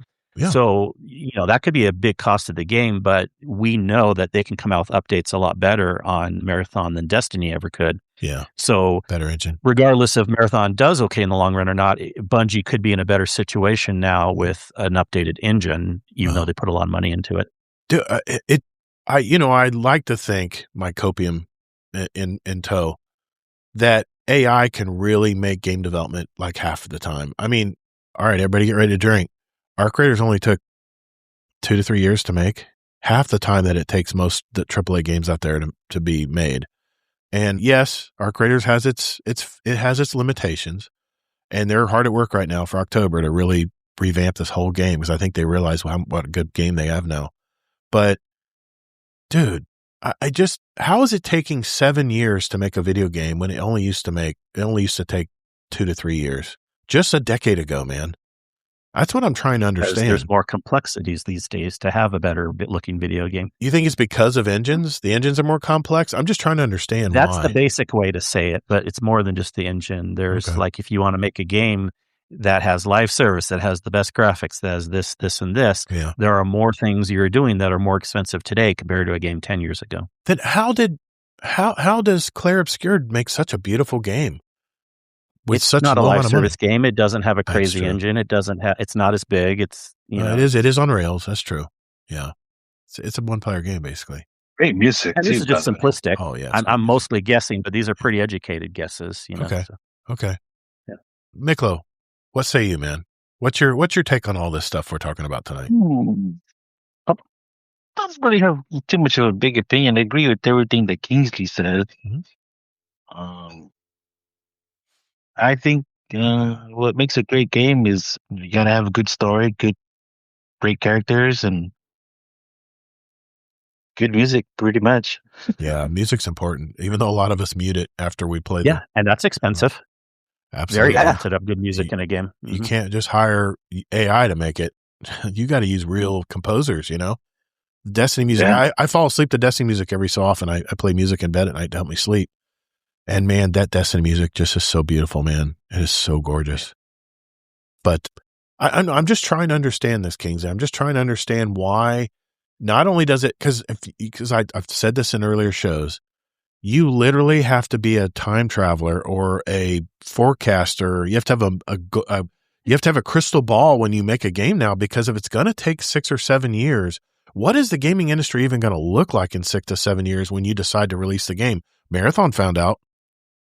They're tracing that's a different point. I mean, you can have an expensive game made in 3 years. It's less likely these days, but yes, that's a very good point. That has nothing to do with cost, because Claire Obscura took many years to make. I think it was 6 years. It does have to do with cost, because the main cost of making a game is those salaries over time.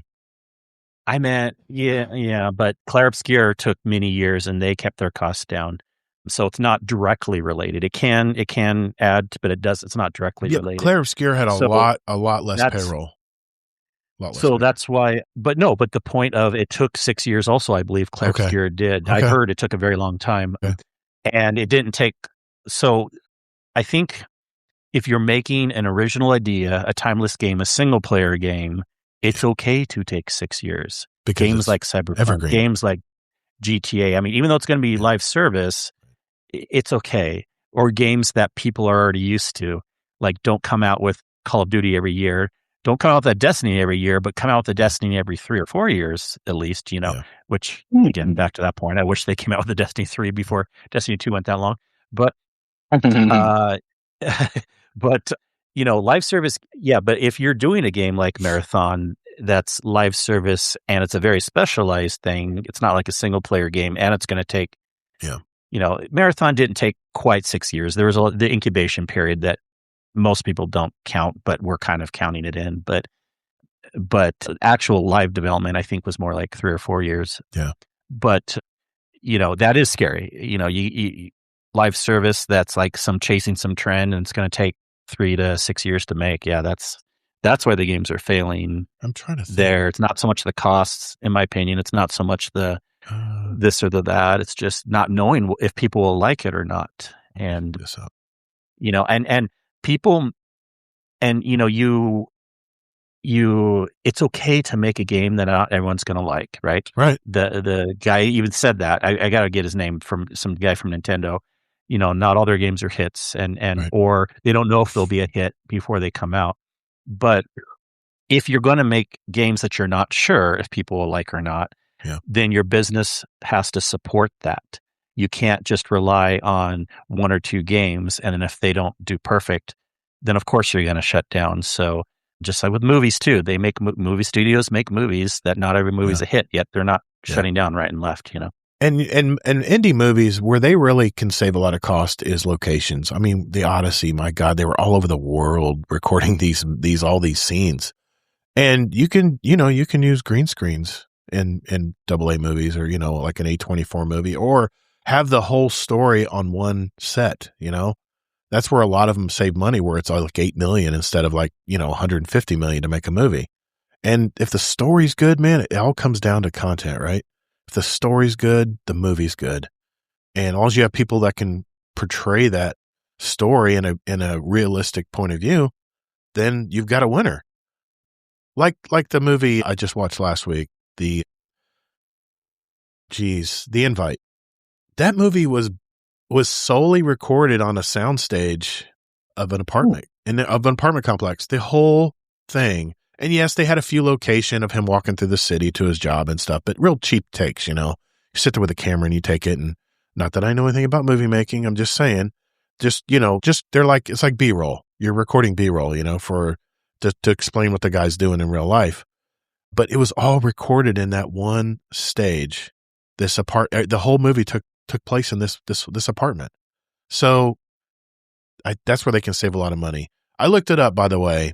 I've been bragging about how Black Myth Wukong, only their costs were like, what would I say?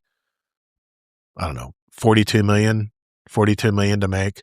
They had a team of 20 to 30 people, and it took them 6 years to make. So maybe that is the way games should be made now in the future. Maybe if games are going to take 6 to 7 years, maybe they just need to have, like we've mentioned this in the past shows, a core creative team that has the vision, and then everything else, just put it out to subcontractors. You need someone to program it to this or that, or as long as they have that core creative team. And for Black Myth Wukong, it was 20 to 30 people. And for Claire Obscura, it was 33 people. I mean, look how well that movie did. And then hundreds and hundreds of contractors. Yes. Maybe that is the way that the Western game studios can figure this out and keep their costs down. For some games, but we still want to have AAA live service games too. I would hate for them to go away. Yeah.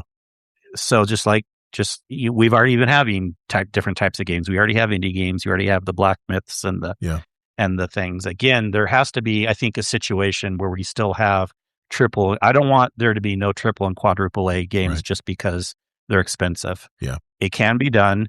I just think with those types of games, And it doesn't mean that yes, they can and should find ways to cut costs, but it's not like it's going to bring it from 300 million to 50 million. It's just not, maybe it'll bring it like from 300 million to 250 or something based on today's costs. And as long as they don't stop making some of those games, but you got to do the safe bets probably with those games. You got to do, it's okay to cost that much if that's just actually what it costs. I'm sure Ubisoft is in a position now where they're not wasting as much money. And if they're still going to be doing their AAA games, then that's the model.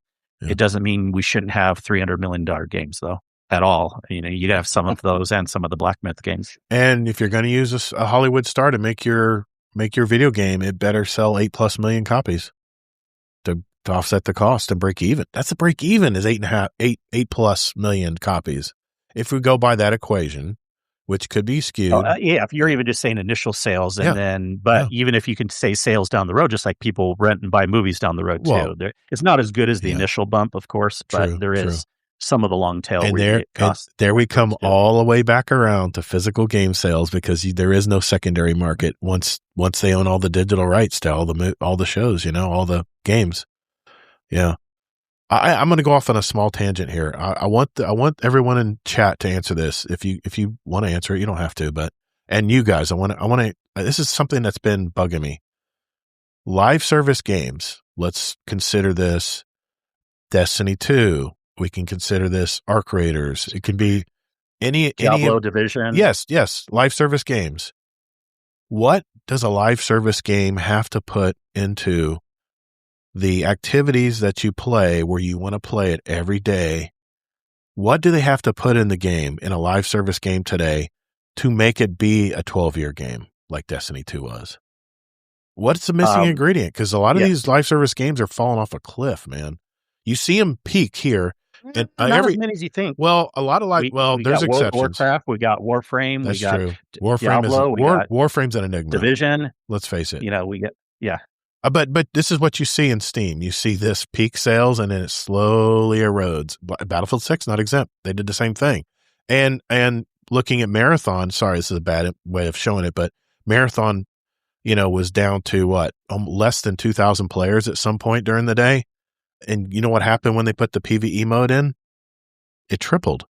It went up to like 15,000, 16,000 people at that time when it came out. So that's a good thing. I don't think those numbers, though, are going to pay their bills.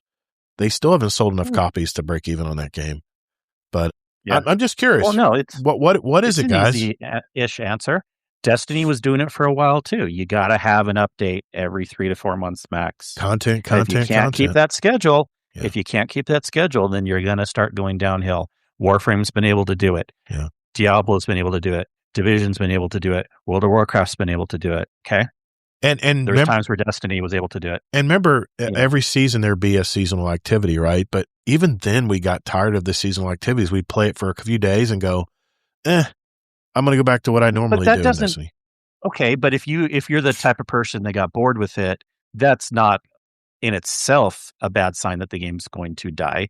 Yeah, like sometimes when I'm playing in Division or Diablo, I may only be interested in the seasonal activity for about a week or so, but there's other things. You're also grinding for the weapons. You're doing this and doing that. And if a season is 3 months, and even if it only gets some people interested for about a month, that's still okay, because then there's another season coming 2 months later. And like Deadpool mentioned in his question last week's show, he says, why are games dead right off the bat if they start losing players? No, man, it's all about those initial sales. That's how studios make their money. How many copies did they sell? I'm just saying, a lot of these studios with these high prices have to sell 8+ million copies of their game. Now, Battlefield 6, they sold 15+ million copies. So I think they made some money on that game. EA did. I think that's why they're reinvesting, or this was already planned work into this Battlefield 6 game. And I'm telling you, man, I'm thinking about jumping back on and playing it now that there's freaking land, sea, and air battles. That's just amazing. It didn't have any of that when the game came out.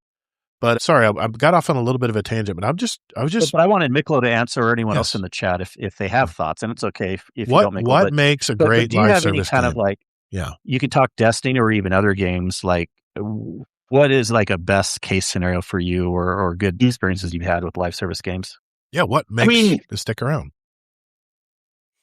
I would say like the season activities and like the loot chase for the weapons and stuff. I would say would make it pretty good. Yeah. There's always a new gun, new toy to play with. Base Windu says new content every few months. Yep, that's kind of like what I was saying too. That was your complaint with the latest Destiny. Where's the content? We had that big content drought, right? No wonder the numbers went down. There was nothing left to play. Story. That's the same thing with Arc Raiders right now. You can only go and dig through drawers and get the same items forever and ever, and eventually, and yes, the hardcore people will stick around, but the hardcore is a very small percentage to the numbers you want to see. If you're a live service game, the hardcore are not going to keep you alive. Not going to keep you exactly. Above. You need very good point. That's the bet. Who said that? I want to give him props. I did that. I said that. Thank you. You said that? I said that. Oh, okay. You're welcome. Thank you, Gator. That is probably. I couldn't have said it better. That is the best point, is that you can't just have the hardcore people. Yeah. You got to have enough content that brings the medium core or the casual people back every few months. And that's what it is for like Diablo for me too, because like I get excited at the beginning of a season. I'm not super hardcore in Diablo, even though it may seem like it to some people. Yeah. I'll play for like a few weeks to a month here and there every season. That's still good enough for a seasonal model. But I have some friends that are making new characters all the time, because there's way more characters in Diablo than there are in Destiny, and having fun just grinding everything through. But you got to bring back the other people every several months to keep it going. That's what Destiny failed to do. They couldn't bring back people pieced out after Final Shape, and they couldn't get them back. That's when they should have made another game, but that's another matter.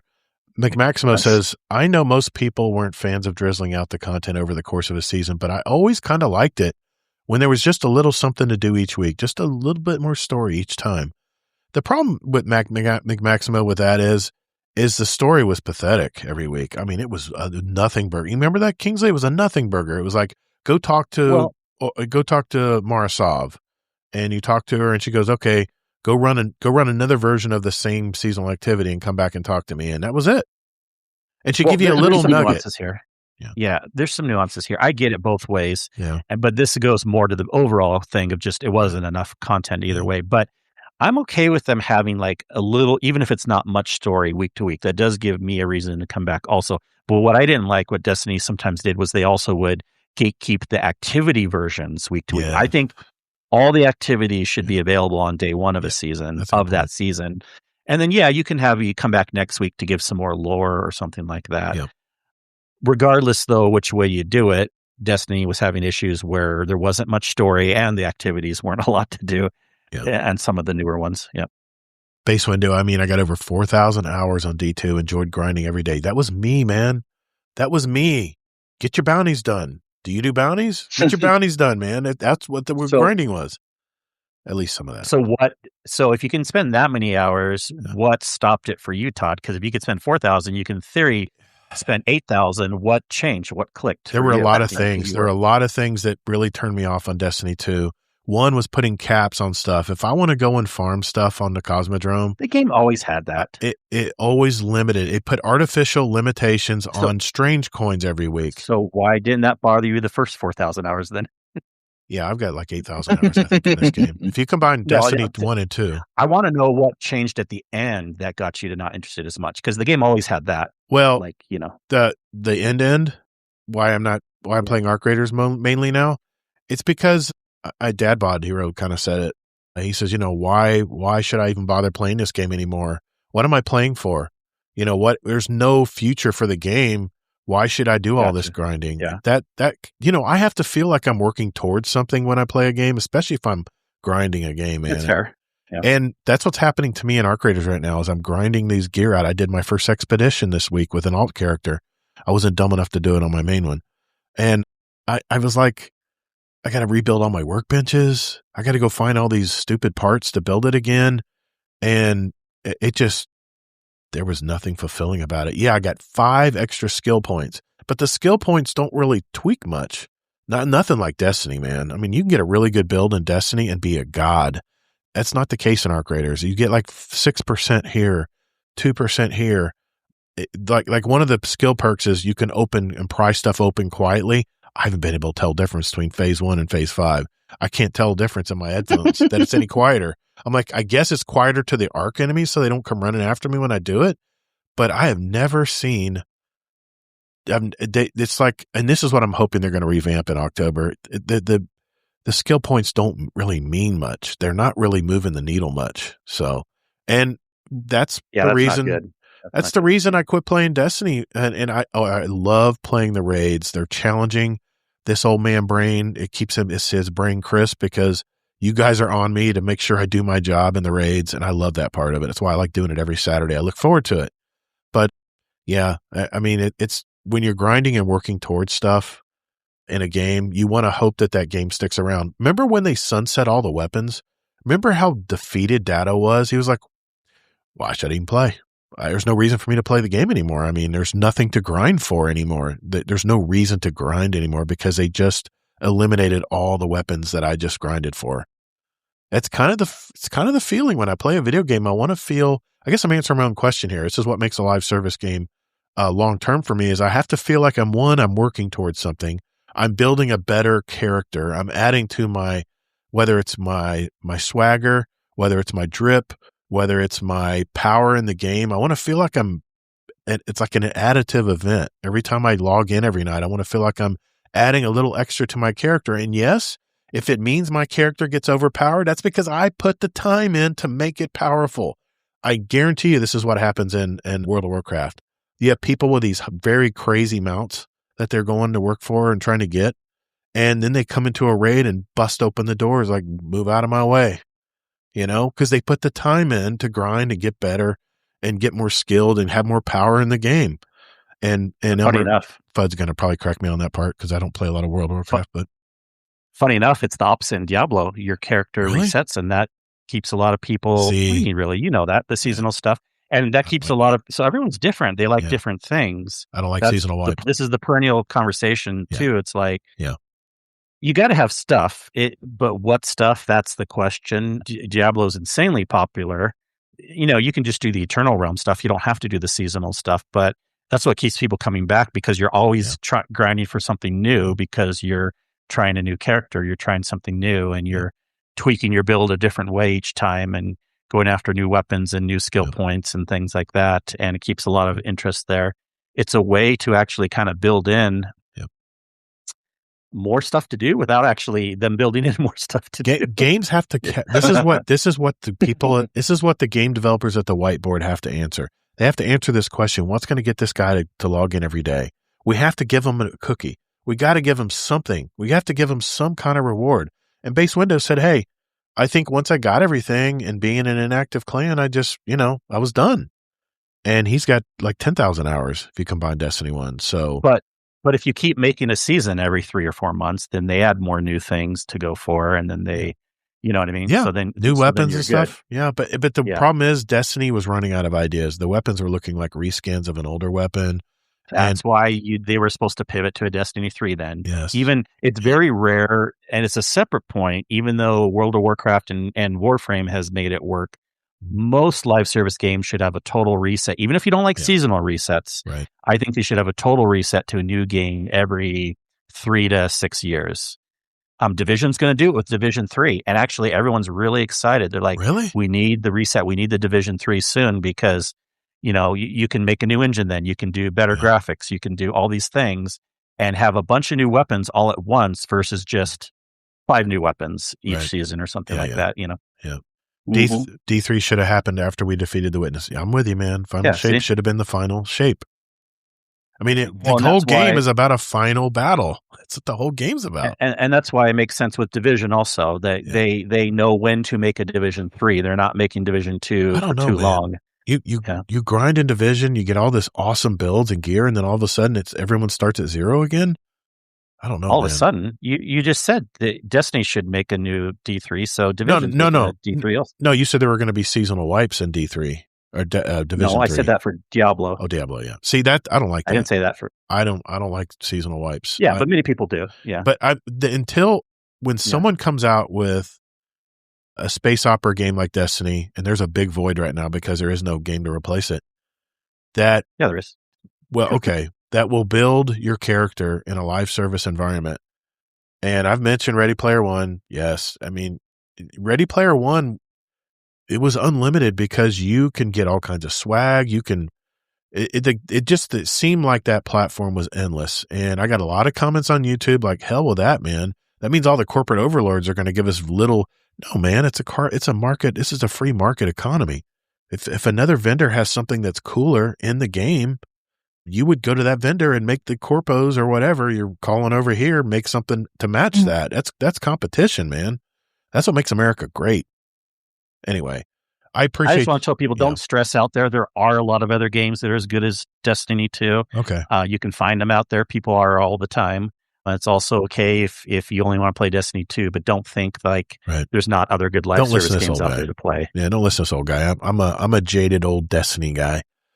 I have some hard feelings, that's for sure. Hey, thanks for taking that ride with me, guys. I know it was a long topic, so let's get into our catch-up segment. Let's have a little fun and sit back and chill right after this.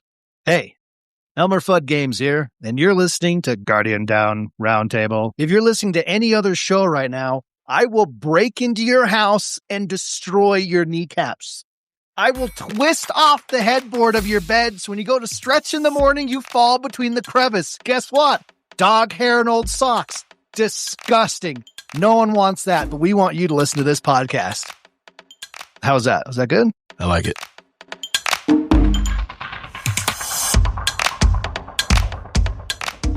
All right, boys and girls. This segment is where we catch up, talk about what we've been playing, what we've been gaming, what we've been doing in our life. And I'll start with our guest of honor tonight, Miklo. Let us know what's going on in your life right now, man. What are you playing? What are you gaming? What's going on?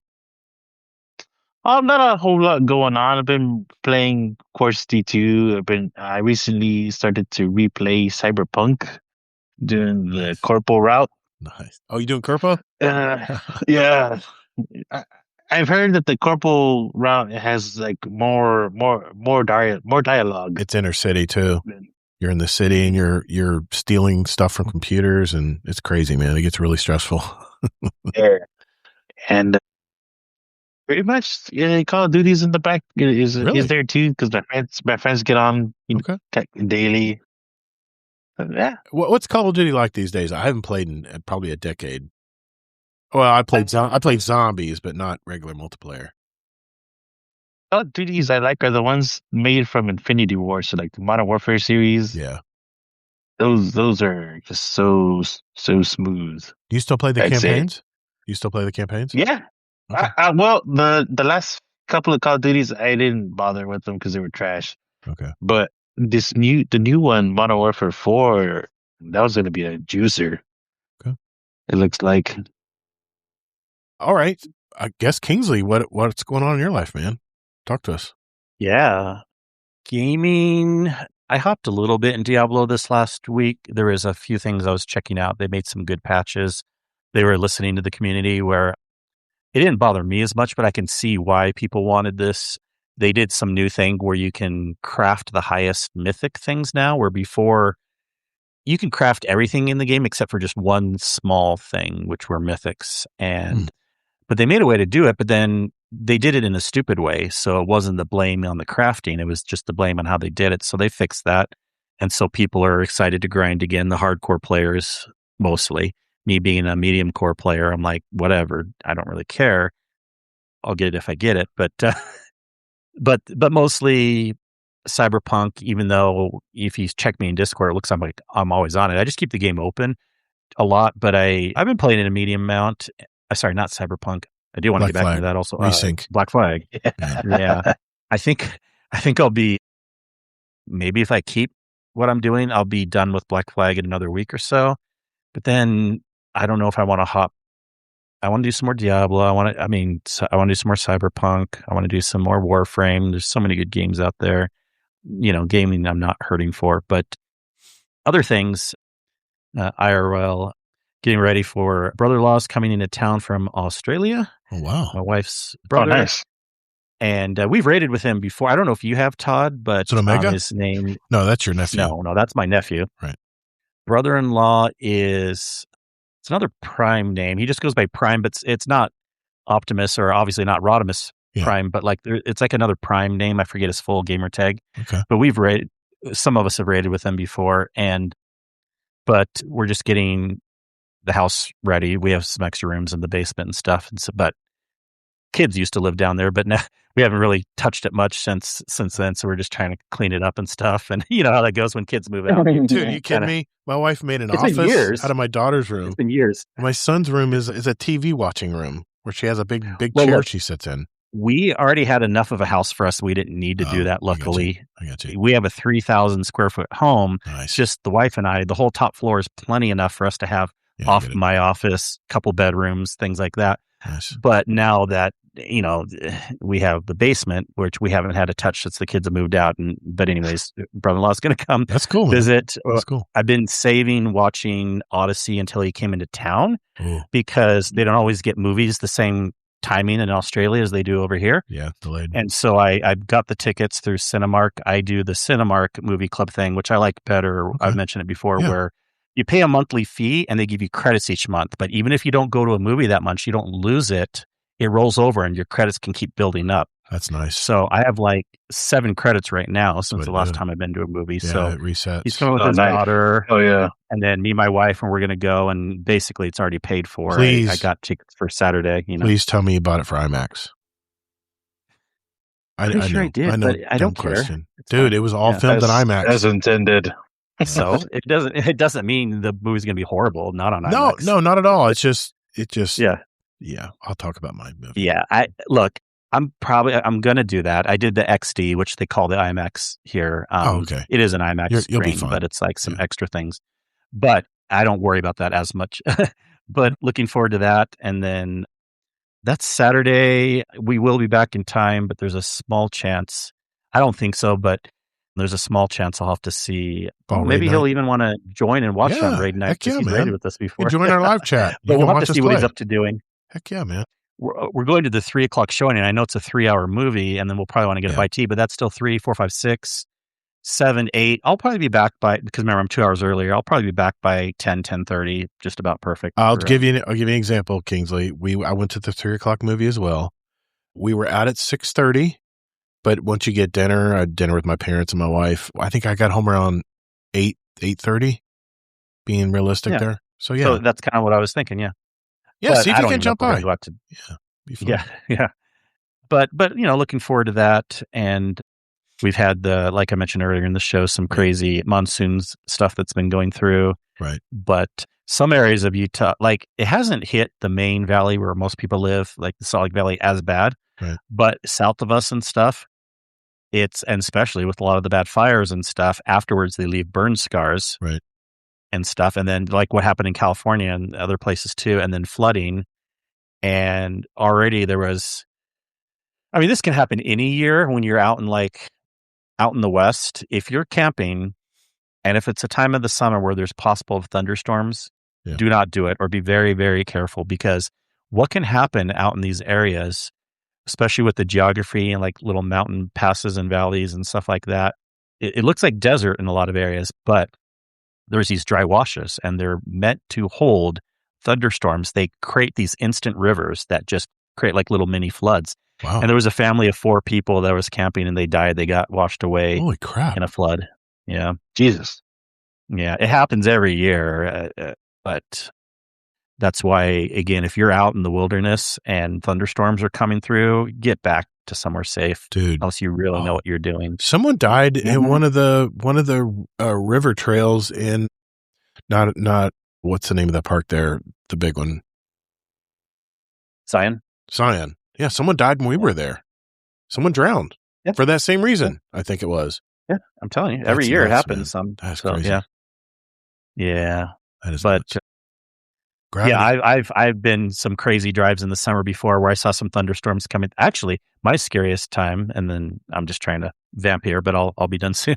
Yeah. But it wasn't in a storm, but it was shortly after one. Like it probably happened a day before or something. It was a pretty bad one, and I love doing little mountain drives. I talked about this actually, by the way, on the episode back with my wife, episode 85, I think it was. We were talking in the Discord. I re-listened to it. It was a good episode. Loved having my wife on. I'll see if I can get her on again. But I love taking like mountain drives and stuff on, back roads and dirt roads and stuff. But I was trying to go on this one drive I hadn't done before, and it rained recently. And then so I started going up the hill a little bit, the mountain a little bit, and then all of a sudden it went from dry to like super wet and muddy and slushy, and my car almost got stuck. Ooh. And there's like, and it's already the part where you're going up the mountain a little bit, and there's like a steep drop off on the one side. Also, as I was going up, I saw like a pickup truck that was halfway off the side of the mountain. Oh, damn. That he got out fine, you could tell, but like his car was like 2/3 off the side of the road, hanging off the mountain. Jeez. And so I was like, crap. I'm like turning around slowly because you don't have a lot of, I was trying to look. Actually, I had to go reverse for a while to look for like a little area where I could turn around more. And then I'm like, I'm not doing this drive anymore because it was kind of scary. But. Yeah, the theme there is come to Florida where our theme parks are flat and you don't get flooded. Well, you get flooded when it's flat too. Well, yeah, it rains a lot. Our floods here aren't anything like you guys have up north, but no, yeah, it's not like a roaring river flood that's going to come. No, it's the gravity of those mountains, man. Just builds up momentum. Yeah, right? It's crazy. Yeah. That's basically it, though. Yeah. Okay. I'll be brief here. I talked about Arc Raiders already, so I'll skip past that. I've been watching season 3 of Euphoria. That damn show's disturbing, man. It just went off the rails in season 3. And there's been a time because there was a gap between season 2 and season 3, so they're a little older. So they go like fast forward after high school and what they're doing after high school. And that damn show's nuts, man. I go to bed troubled. I can't watch that at night anymore. I go to bed like troubled thinking about, man, is Rue going to be okay? Is this girl going to survive? I don't know how she's living still. Anyway, Euphoria, it's a badass show. My wife and I did go see one movie at the theater this past week. I just already mentioned it, I think, using my AM Stubbs A-List membership, where you can see 4 movies every week, any screen, no online fees, and no, I don't get sponsored to say that. I just think it's a cool deal. But I don't have points that accumulate, though. It just resets every week. I brought my parents as well because I don't see them as much anymore. And my dad always brought me to the big blockbuster movies when I was a kid, so I wanted to do the same for him. We saw The Odyssey. Of course, it's Matt Damon as Odysseus, Zendaya as Athena, Tom Holland as Telemachus, and Anne Hathaway was Penelope. I don't know if you all know the story by Homer in Greek mythology. I used to love reading it long ago. I was a real Greek mythology geek back in my college years. But, you know, real life kicks in and you can't study stuff like that anymore, it seems. But one of my top 10 films of all time is Troy, where it had Eric Bana, Brad Pitt as Apollo, and Orlando Bloom. It was back in 2004. I can't believe it's been that long. It is one of my top 10 films of all time. It's one I have on DVD. I'll watch it every year. There's a few movies that I'll go back and watch again, and that's one of them. Some fun facts about this film. It was one of the very first featured films to be shot entirely on IMAX film. They have to use special cameras, and I'm sure everybody has heard how they put sound dampening. They built a special box for this camera because during softer scenes, this thing was like a lawnmower. It made so much noise. And I didn't know if you knew this, but IMAX cameras, you have to replace the film every 3 minutes. You get 3 minutes per take. And so people would have to freeze in their scene while they're reloading the camera. And 3 minutes, it's a 3-hour movie. You know that's not the total. You know the total time's a lot more than that. Can you imagine going through filming that movie? It just had to have been crazy. Only Christopher Nolan would be crazy enough to make this movie. But I have to admit, man, the IMAX, I watched mine in the Dolby Theater, which is IMAX plus all the Dolby sounds and stuff. The whole theater was rumbling the whole time because the music and the sound was just amazing. And I don't know what it was. I don't know if it was the IMAX film or what, but the film just seemed big. It seemed so different than a normal film you watch. And I may have been just all hyped up for the movie or whatever, but certified fresh, 94% on Rotten Tomatoes. IMDb gave it an 8.5 out of 10. Metacritic gave it an 89%. Those are fantastic scores. It was Christopher Nolan's biggest global opening weekend of all time, $264 million worldwide. It set a bunch of other records too. I won't bother you guys with tonight, but I really enjoyed this one. That's the first third of the movie I thought moved a little slow, but it just keeps building up momentum and more momentum and more momentum until the final act. It's epic. I'm not going to spoil anything. It's very epic, the ending. like I said, I saw it in the Dolby Atmos Theater, and we had rumble seats and everything. It was just crazy, man. If you have a chance, watch it in one of the big fancy theaters, because it really lives up to all the promotion and hype they've been putting out there. I give this one a rare score of 4.5 stars. It's a great effing movie, man. I might even see it again. There's very few movies that I go back to the theater and watch. One was Dune. The other one was, of course, The Matrix. Like I say, if you have the chance, it's totally worth it. Go see it. As far as Destiny goes, we ran another Pantheon this Saturday. Then I think we ran part of it, and then we did a 1,000 voice Catalyst run for some of our teammates who hadn't gotten the AKA Last Wish. We ran Last Wish. Yeah, that's what I meant to say. Last Wish. And, I still need the Catalyst. But it happened to be the featured raid of the week, so we were getting tier 5 gear, a bunch of red bar weapons and loot, and I think we're going to run another Pantheon this Saturday night. I think so, tentatively, TBA. So we usually start around 10:30. You don't even need to mention. Sometimes we decide on the fly, but yeah. Exactly. Well, we usually stream at 10:30 p.m. Saturday nights if you guys want to stop out and hang out. I wanted to mention also that Elmer Fudd Games and I are hosting another raid race, Destiny 2 raid race, and I'm posting the graphic in the Discord chat right here. I don't know if it'll post in the others. I can try, but I don't know if it'll post or not. We'll see if it allows me to do it. No, it won't. Okay.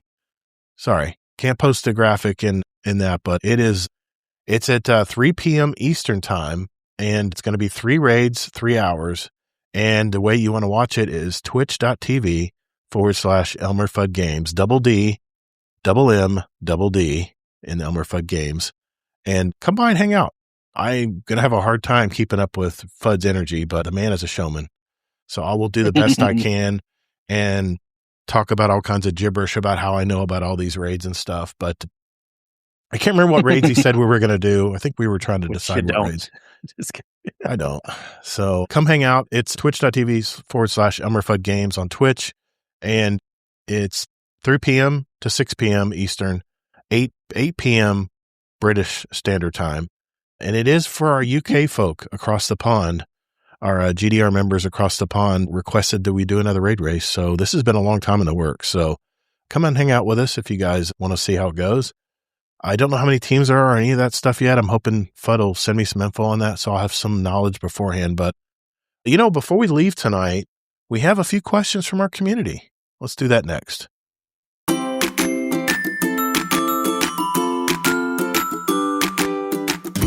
Hey, Gator. If I was to send a question for the show, where would I need to go? Wow, great question, Native. Can't believe you thought of that. You can send us a question for the show in our Discord at discord.gg/Guardian Downcast and enter it in our podcast questions channel. Or they can email us at guardiandowncast@gmail.com, or what I really like are those voicemails. So just go to guardiandowncast.com, that's our website, and hit that send voicemail button at the very top or the very right side of the page. Believe me, you can't miss it. Wow, Gator, there are so many awesome ways to send questions to the show. Thanks, Native. It's that easy. So what are you waiting for? If you have a question for the show or just want to make a comment about a past segment, send it our way, and we might read it out or play it live on the show. All the links are down in the episode notes down below. And later, Guardians. All right, bro. Is that it? Because I'm done. I'm about to be out of here. Yeah, okay. I'll Venmo you later.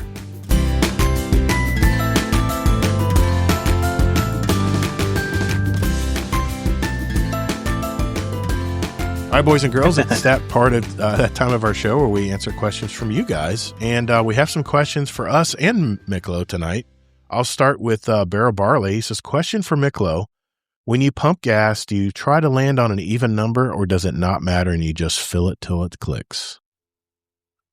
I usually try to end on an even number, usually, yes.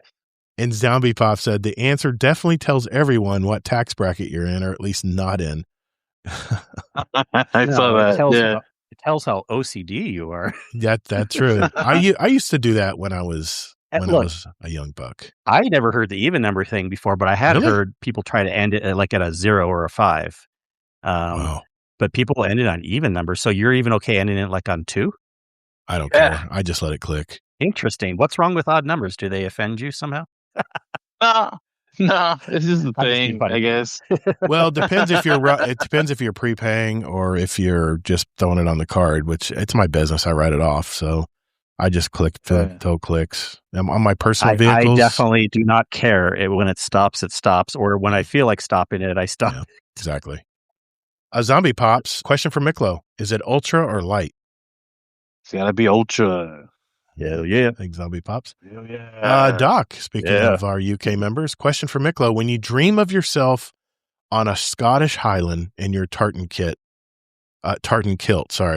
do you identify with William Wallace or Connor McLeod or the clan McLeod? Am I saying that right? I would have to say with William Wallace, you can't forget about Robert the Bruce also. Oh, man, exactly. King of Scots. That was a great, I love that movie. It's great. Okay, next question. Question for Miklo, again from Doc. What are your top 3 double cheeseburgers ever? Oh, man. Well, number 1 for sure is a double animal style from In-N-Out. Hell yeah. In-N-Out. Yeah. The secret menu. Yes. All right. And then number 2 is the Superstar from Carl's Jr. Hell yeah, Carl's Jr., man. Oh, boy. Yeah. Kingly's made a friend. Your SoCal brother with me. Number 3... I would say would have to be from a spot that's it's called the Burger Boy. Burger Boy. Big Boy? Frisch's Big Boy? No, it's called Burger Boy here, and okay, we don't have those. Really good, really good burgers. Nice. I think I've heard of them. Yeah. I don't know if it's maybe just a local area. That's the first thing I did when I went to Utah. I had to order off the secret menu. Thanks, Kingsley, for that. We don't have In-N-Outs in Florida. We have Shake Shacks. Shake Shacks any good? I guess they're okay. They're okay. They're mediocre at best. There is a bar in it's a chain called Hurricanes. You guys have those? It's not a bar. It's an chain bars in Utah. No, it's not it has a bar, but no, it's a chain of restaurants. Oh, it's a restaurant? Okay. Called Hurricanes. I think it's a Florida thing, but they have a bourbon strap, bacon, and cheddar cheese burger that is it's like 1,300 calories. It's a monster, but I order it every day before I go bowling on Mondays with my buds. And all right. Good question, Doc. Thanks. From McMaximo, ask Miklo if he's got any good stories involving how much he and his brother look alike. Oh, we have the picture in the Discord, by the way. Yes. Well, I don't have too many crazy stories, but it does get mentioned almost everywhere we go. Like it's always like, hey, are you guys twins? Are you guys twins? And brother, he goes, no, we're not. We're just 6 years apart. It's all cool. You guys look very, very close together. That's for sure. And then does that supposed to mean that the younger feels dejected, like they look older, or does that make the older feel better, like they look younger? I guess it goes both ways. I don't mind. I usually go, yeah, we're twins. It's cool, I love it. I think Miklo and his brother should mess with people at the hospital, walk in and do something, and then the other walk in 5 minutes later and do the exact same thing. I don't think he deals with patients. I think he deals with the background stuff. We wear different colored scrubs. There you go. I don't think it would work. Oh, is he working at the hospital too? You both do? Awesome, man. Awesome. Nice. That's cool. That's awesome. That's all the questions we have tonight, guys. Thanks for hanging out with us tonight. I did want to make a little bit of housekeeping tonight. I did want to make a correction last week on the show that almost wasn't. I mentioned that PlayStation was spreading out their one-player games ports to 3 to 5 years. And what I forgot to say in my research, or never. There is, in fact, very good possibility that Sony is totally not going to be releasing ports to PC on their first-player games. They mentioned in the research that it was they might stretch things out to 3 to 5 years or never do a port. So I wanted to make sure I corrected that last week. I didn't want to lead everyone on that all their first player games were going to be ported in 3 to 5 years. So just want to mention that. Hey Guardian, our show runs on Duncan. I mean, it's supported by our community. And by that, I mean our Patreon community. We're nearly 100 strong now. And if you want to join an awesome group of people and get the benefits like a private channel with myself and Kingsley Mack and all of our other Patreon members out there, not to mention special badges in our Discord community, years of behind the scenes, special audio and video episodes just for our patrons, and it's really simple. Just go to GuardianDownCast.com and hit that Patreon button to find out more. You can also join us for free, so what do you got to lose? If you've received any value from the show today, keep those corporate sponsors out of our podcast by simply joining our awesome community at patreon.com/support Guardian Downcast. Later, Guardians. Hey, Future Gator here. Another great show thanks to our bud Miklo and my co-host Kingsley Mack. It was fun to hear more about another newer member of our community. And just a reminder, if you've been a part of our community and want to come on our show and tell us your story, DM me in the Discord and we may consider you in a future episode. We especially like active members in our community. So if you're game, let us know.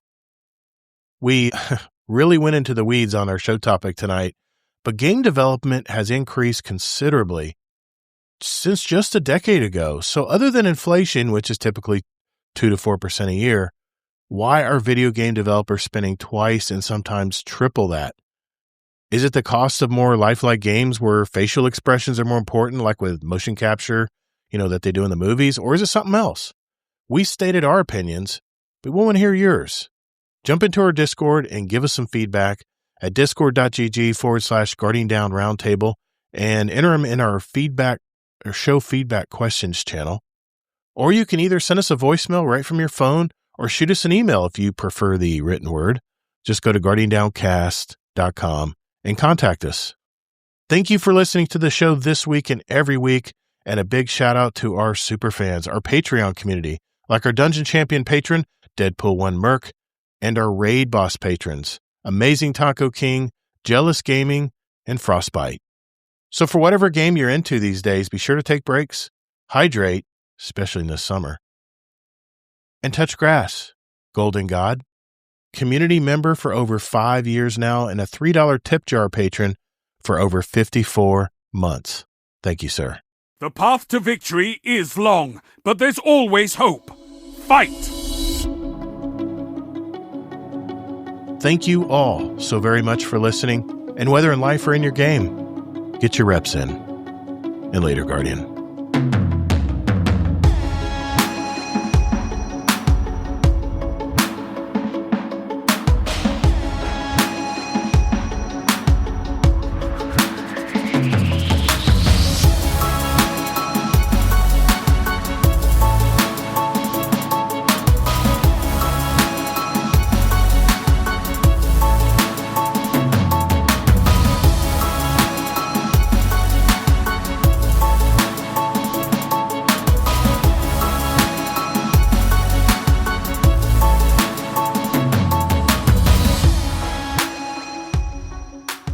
Overtime. Let's do this. I want to thank everybody for showing up tonight. It's a good show, man. Miklo, you were a joy to have on, man. Thanks for hanging out with us. Yeah. Thank you. I was a bit nervous. I was like, oh my God, what do I say?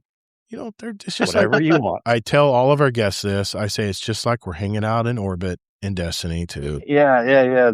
Everybody always has really good you can have a podcast just from people hanging out in orbit, especially a fire team of 6. You can get some stories going. Let me tell you. Oh, yeah, for sure. So thank you. Club. Thank you, Base Windu. Thanks, brother. Miklo, you want to give anybody a shout out tonight before we head on out?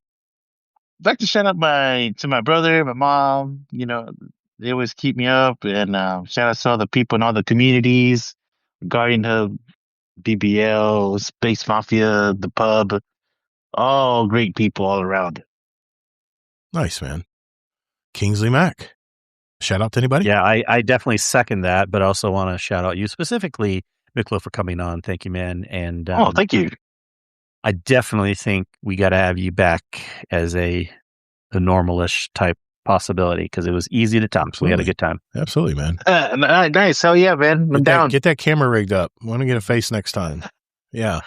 People like to see faces talking on the internet. At least that's what they tell me. Maybe not my face, but some faces. Anyway.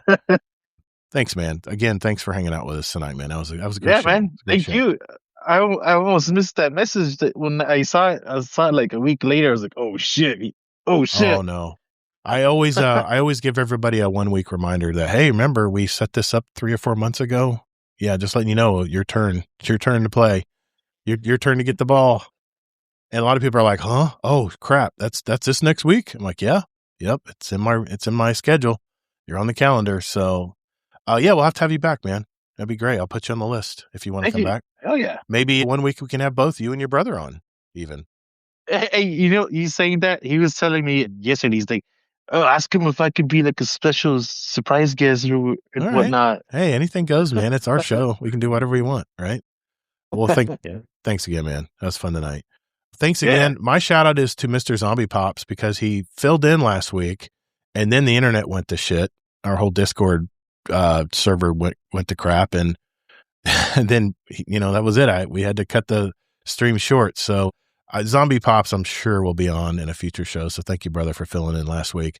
And of course, to our live chat, whether you were in YouTube or Twitch or in our Discord, thank you for hanging out with us. It really means a lot. I know live shows are really tough to make.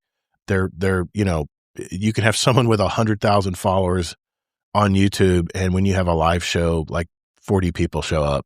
It's just the way it is, man. Live shows are tough to make sometimes. So I appreciate everyone spending their time with us tonight, talking about topics and knowing more about Mr. Miklo here. So remember, whether in life or in your game, get your reps in. Later, Guardians. Shout out to the girlfriend, too. Don't forget that, man. Come on, man. I need to remember, I don't need any more reps.